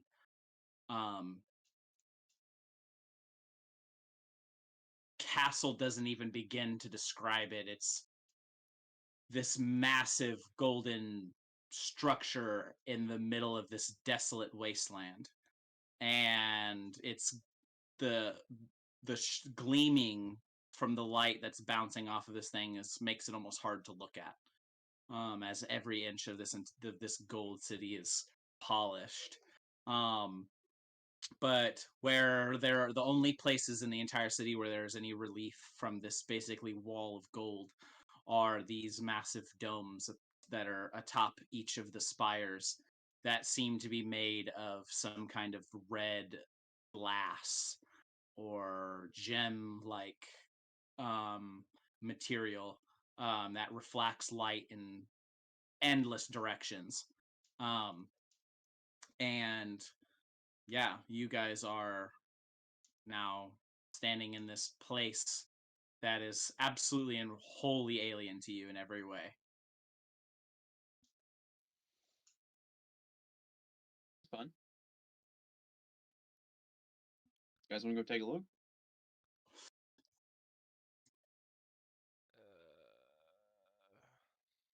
As you guys are just kind of standing there trying to take in the scenery, there's a bit of a wind that's just kind of whipping up and like rolling across these desolate plains. Such a strange sight to see such barren wasteland, such a barren desert-like wasteland be punctuated by such a magnificent structure.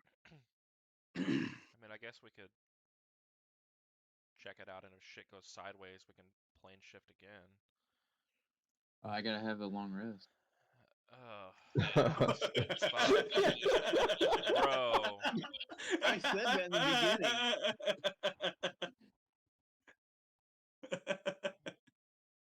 All right, so Perry doesn't care. while What we we're do. Perry is defeated. So yeah, if you guys want, you can start making your way down the road towards this palace. Okay, two things. First off, what's the rules on short rest and getting spell slots back?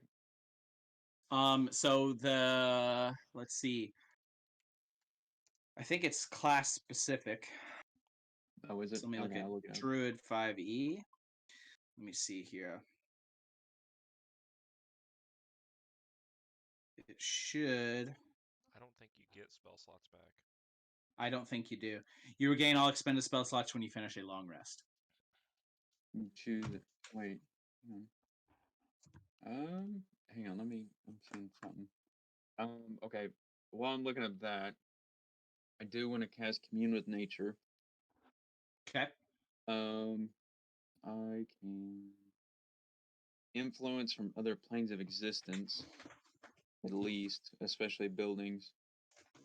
You become one with nature and gain knowledge of the surrounding territory. Knowledge of the land within 3 miles of you. Underground, it's limited to 300 feet. This does not function when nature has been replaced by construction, but it does have a point about knowing influence from other planes of existence. Okay, and then basically it just kind of gives you information about the life that's in the area and like the landscape itself. Yeah, I think so. Okay. All right. So you cast this, and you can tell that there is very little life anywhere around you. Like this is a very desolate place. However, you do sense life coming from within this city. Let me see how specific.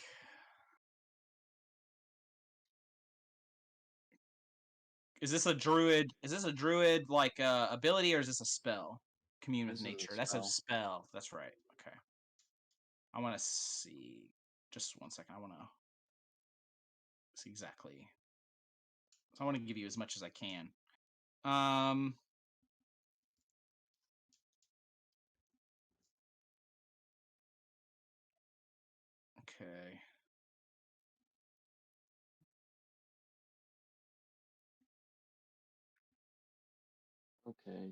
Okay, so that's you have to specify. You can gain knowledge of up to 3 facts of your choice about any of the following subject as they relate to the area. Right, Terrains, bodies of water, plants, minerals, animals, or peoples, powerful celestial, fae, fiends, elementals, or undead, influence from other planes of existence, or buildings. So. Okay, yeah, influence from other planes of existence. Okay. The buildings. Okay. All right, so out of game, powerful celestials or people, or fae. I don't think I'm fae. asking. Okay, so celestials are people. I think I would choose people, but I don't know. All right, we'll go with people. Okay. So, the information you glean about this building is that you can tell it is ancient. It has been around for a very, very, very, very, very, very, very, very, very long time. As far as influence from other planes of existence, it seems that this whatever is going on in this area is natural to this area. Within it seems that there's no other influence besides the lot of you from any other planes of existence except the one you're currently on. And then as far as prevalent plants, minerals, animals, or peoples, there are basically no plants.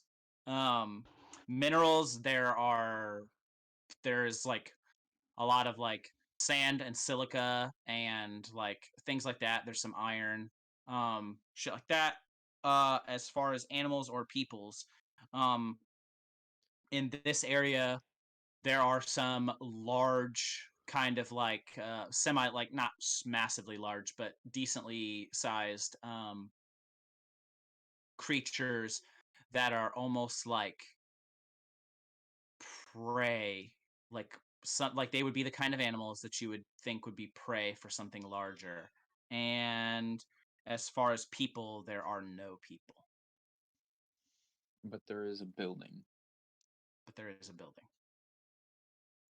Okay, so I look to the rest of the party and I say, no, I basically repeat what you said, but it doesn't seem like the building would have anything in it.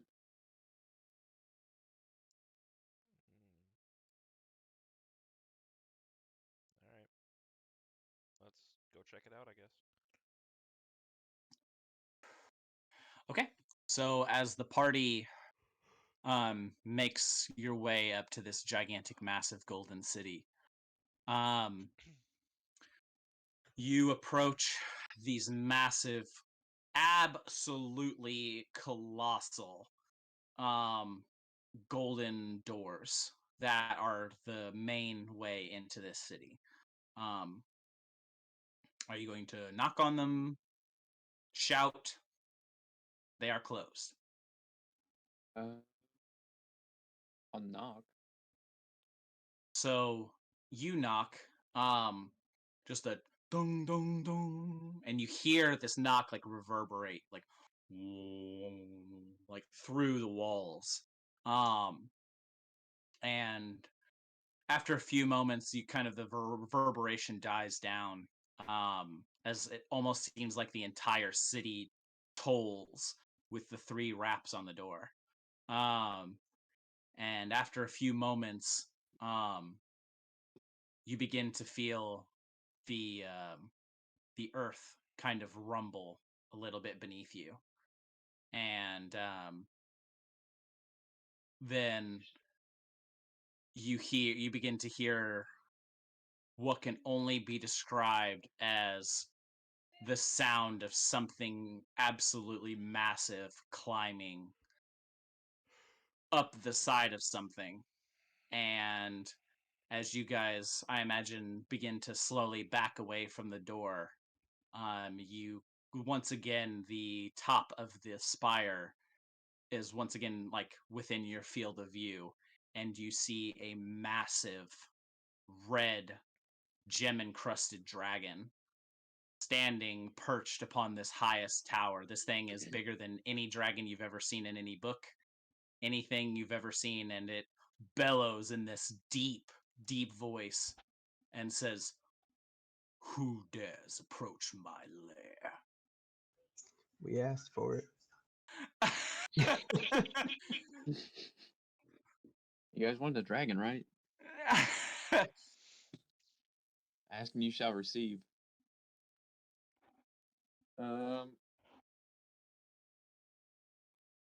We're just looking to rest. We have gotten a little lost.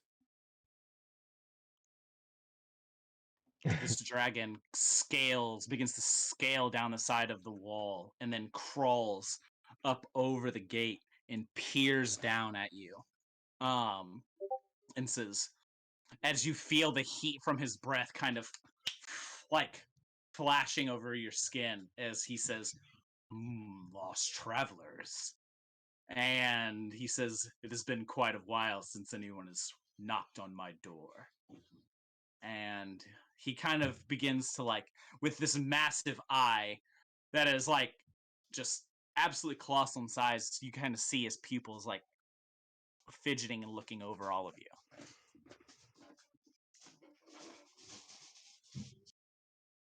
I just acknowledge what he says. Actually, really quick, I'm gonna need all of you to roll a Constitution saving throw. Or no, my bad, not Constitution, a Charisma saving throw. Okay. 19. Okay. Same. Charisma. 19, 22. 22.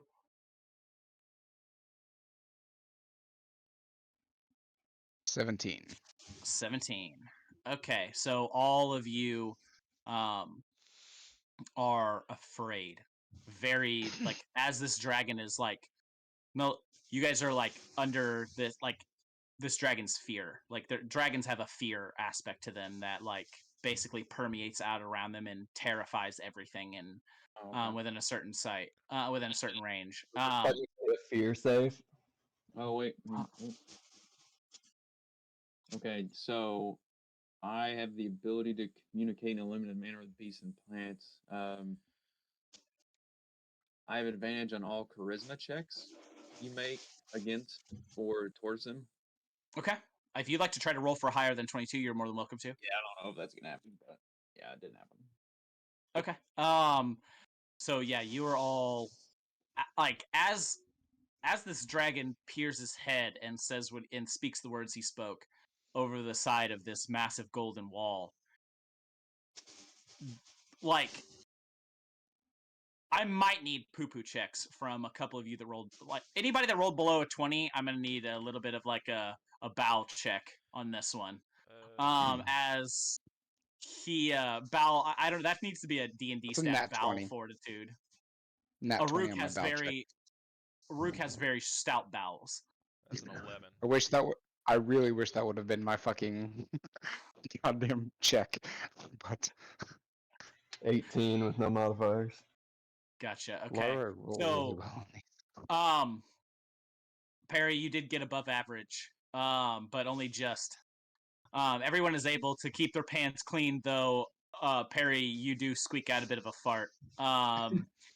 As this dragon, as the heat of this dragon's breath kind of wafts over all of you, and he says,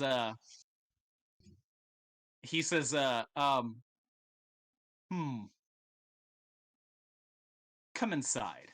Tell me a story.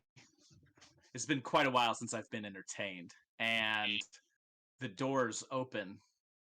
With this loud kind of creaking as he kind of uses one of his hands to push the door open. Can I roll Go ahead and roll. insight to get an idea of his intentions? Absolutely. Ditto. 21. With a 21, you're like, you actually think he genuinely might just be like, it's probably been a long time since he's encountered anything that was intelligent. Okay. That's not like maybe another who knows what kind of company this thing keeps, if any.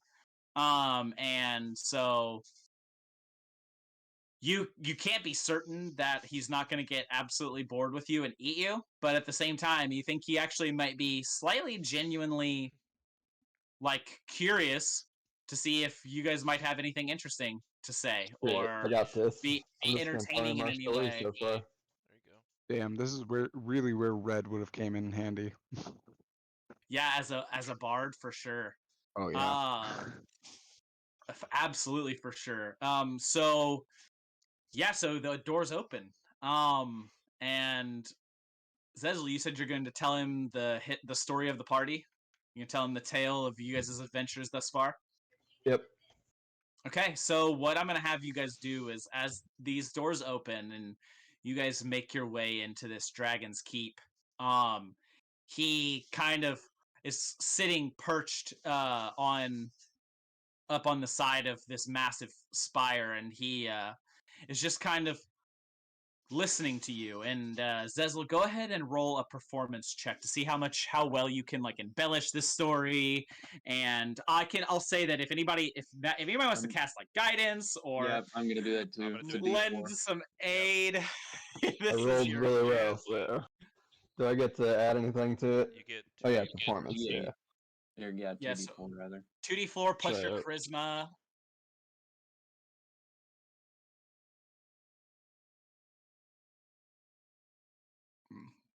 Excuse Hold me. on, I gotta find my D4. So far, we're at 23. Okay, that's pretty good so far. You said 2D4, Yeah. Mm-hmm. 26. Nice. So, it almost seems as if, with the absolute fear of this dragon, that Zezel seems to channel a little bit of red from the past as he begins to like very boldly and very flamboyantly like tell out this the tale of you guys' adventures thus far. He tells of you guys meeting Red in Saltmarsh and stealing the ship and going out and setting out on your own and finding new friends along the way, facing danger, overcoming your adversaries, eventually to overthrowing Kathir and just everything that you guys have been through. And as you guys kind of sit there listening to Zezel go over these moments, you guys have a bit of nostalgia as you guys kind of get a moment to think back over these many months that you guys have been together, sailing and having good times and bad times, the friends you've lost along the way and the friends you've gained. And when it's all said and done, the dragon laughs and says, well, that was quite the story indeed. And he chuckles and says, I think that deserves a little bit of food and rest, but I have one other question. It's been so long since I've heard a song. Can any of you sing? Give it my best shot. Say, yeah, Aruk, you can absolutely give it your best shot. Now I have a question though. Are you going to try to sing like a more common song? Or are you going to try to sing like an orcish song? Worker song. Yeah. You're gonna try to that's a good sing an idea. orcish song? Okay, well then I might have to give you disadvantage, but because I don't know how beautiful orcish songs are. I don't But know, probably. but you know what? He might appreciate it. So you know what? Fuck that. We'll do a standard performance check just like he got for the thing. So like once again, if anybody wants to cast guidance or anything else like that, Aruk's gonna Yeah. try Alright. to so you get the 2d4 plus your charisma and Okay. go ahead and try to sing.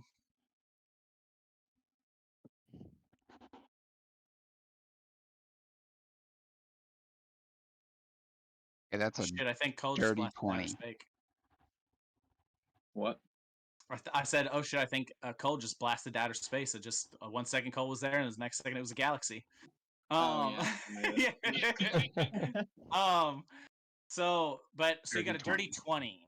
A dirty 20. So at first, Aruk kind of like clears his throat a few times and then begins to sing a song that none of you have ever heard before. Orcs are not. I can't imagine that orcs have the most amazing Totally about melodies. it's totally about cutting down trees and building Isengard. Right. Yeah. And You know the song and all the like, well, I mean not really song, but just kinda like in the tune of what like Mhm. whenever they're like chopping everything down. I got you absolutely. So it's and it's like a dwarven or not dwarven, an orcish. It's like an orcish like Game song. worker like worker Yeah. shanty kind of thing like that. Okay, yeah. So you you begin to sing this song, and the dragon says, "Wow." After you finish, he says, "Huh. Well, that was interesting. I can honestly say that was the first time in the many millennia that I have dwelled in this plane that I've ever heard something like that." Um, and he says, "Come inside now and rest." As he kind of crawls up the side of this thing and kind of enters the castle through other means, as an interior set of doors open up to you that expose a lavish golden clad hall, like dining hall. Once again, everything inside this dining hall is lavishly ornate and gold. Literally everything's made of gold. And as you guys enter, um, a man steps into the room. Um, but pretty quickly, um, you can see that he's not a normal man, as there is, every time he breathes, smoke billows out of his nose. Um, and he's wearing a very fine red gem encrusted like robes and things of that nature. He's bald, but has like just a little bit of like very very blood red like kind of hair coming down off of his chin. Um, Very tall, kind of um, I wouldn't say elven looking, but very sharp features. As he kind of steps into the room and says, "Well, those stories were wonderful, and well, that story was wonderful, and I think the song even grew on me a little bit by the end. Um, but as promised," and he kind of waves his hand, and you begin to see like food and like a lavish feast kind of lays itself out on this massive table. I thank him. He kind of bows his head slightly. And is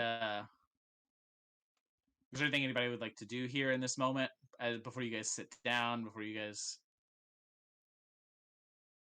I guess as we sit down, I start asking if he'd like to share his story now.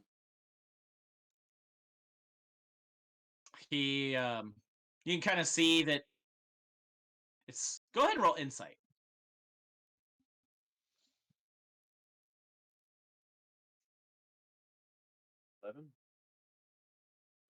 11. It's hard to get a read on him, but you can tell he's kind of pondering as he says, I'm not sure what there is to tell. I came to this land. I have traveled. I've lived for...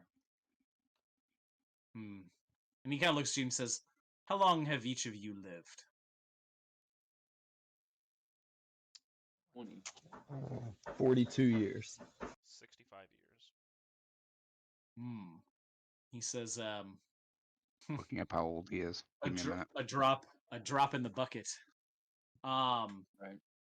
He says, "I've lived for thousands and thousands and thousands of years, since before many of you walked the plains that you do. I have traveled far and wide. I have been to many planes of existence, but I settled here because, well, I like it here. Though sometimes, even though I do like my solitude, it is a nice change of pace to actually get to talk to something intelligent other than the few bumbling creatures that inhabit this little corner of this plane." So why do you stick around here then? Well,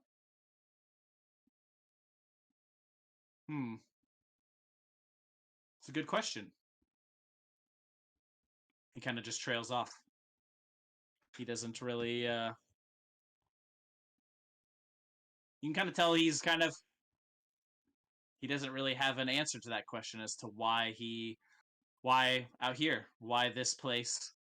He just kind of exists here. He says, from time to time I travel and visit other places, but when you lived as long as I have, at a certain point, things begin to lose their luster. Even this magnificent hall doesn't gleam quite as brightly as it did when I first came here. I guess time seems to have a way of distorting all things. What did you say your name was again? My name, I didn't. And he says, well, first, what are all of your names? Right. And Of course. sorry, guys. My name is Venkin. This here's Perry. Our Captain Zezel. And then we have Uruk over there. He says, well, it's very nice to meet all of you. I have many names. I have many, many, many names. But you may call me Paladin. Oh, fuck.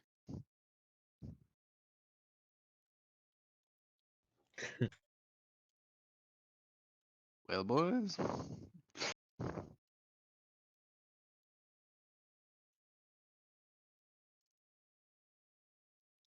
What other names do people call you? Oh, well, that depends on where I go. Give me just 1 second here, guys.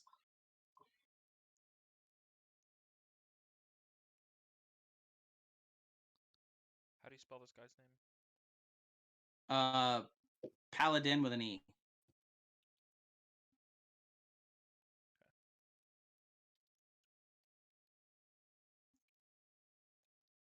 I have been called many names. I've been called Peleus. I have been called the Great Dragon, Le, the Dragon Lord. I have many names.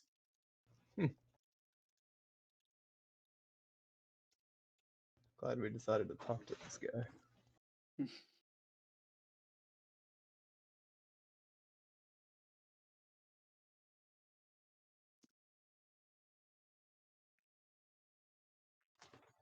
That's all I got, guys. I don't know what you guys want to ask.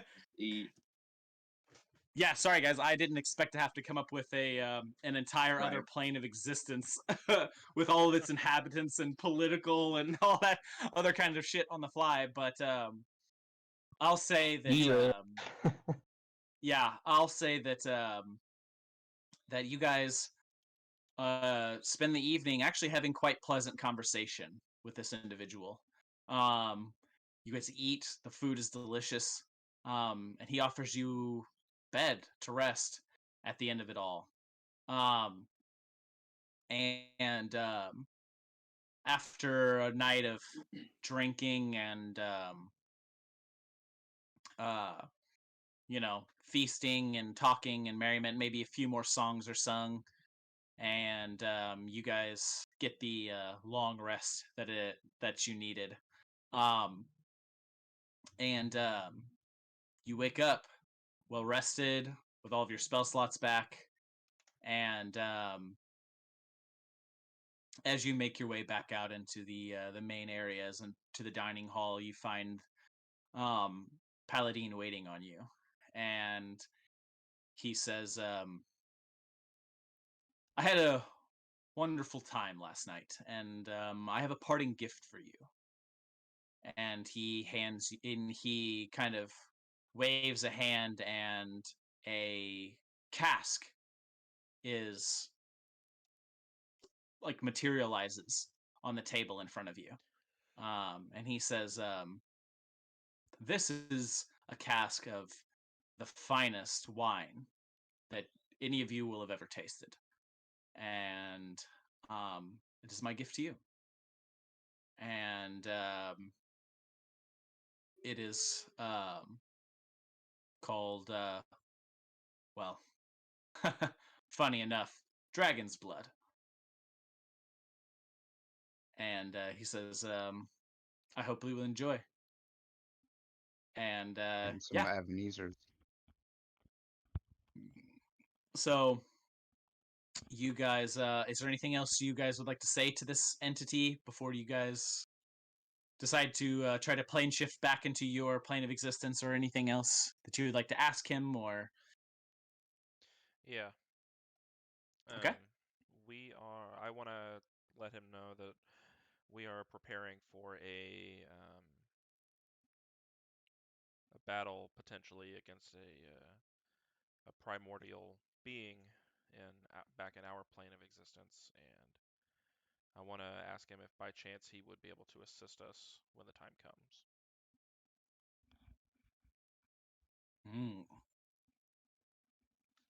That is quite the favor indeed. Just in case you get bored. He kind of chuckles and says, I pipe up and be like, what if we potentially brought you a better cask of wine? he says, I'll tell you what. If you can bring me a cask of wine that is better than this, then I will grant you that if you are in a time of need, you may call upon my name, and I will see what I can do to aid you. But only if you can bring me something better than this. Ebenezer, here we come.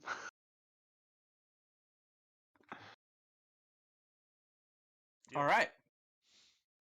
And he says, very well then. How can I reach you when we have the cask?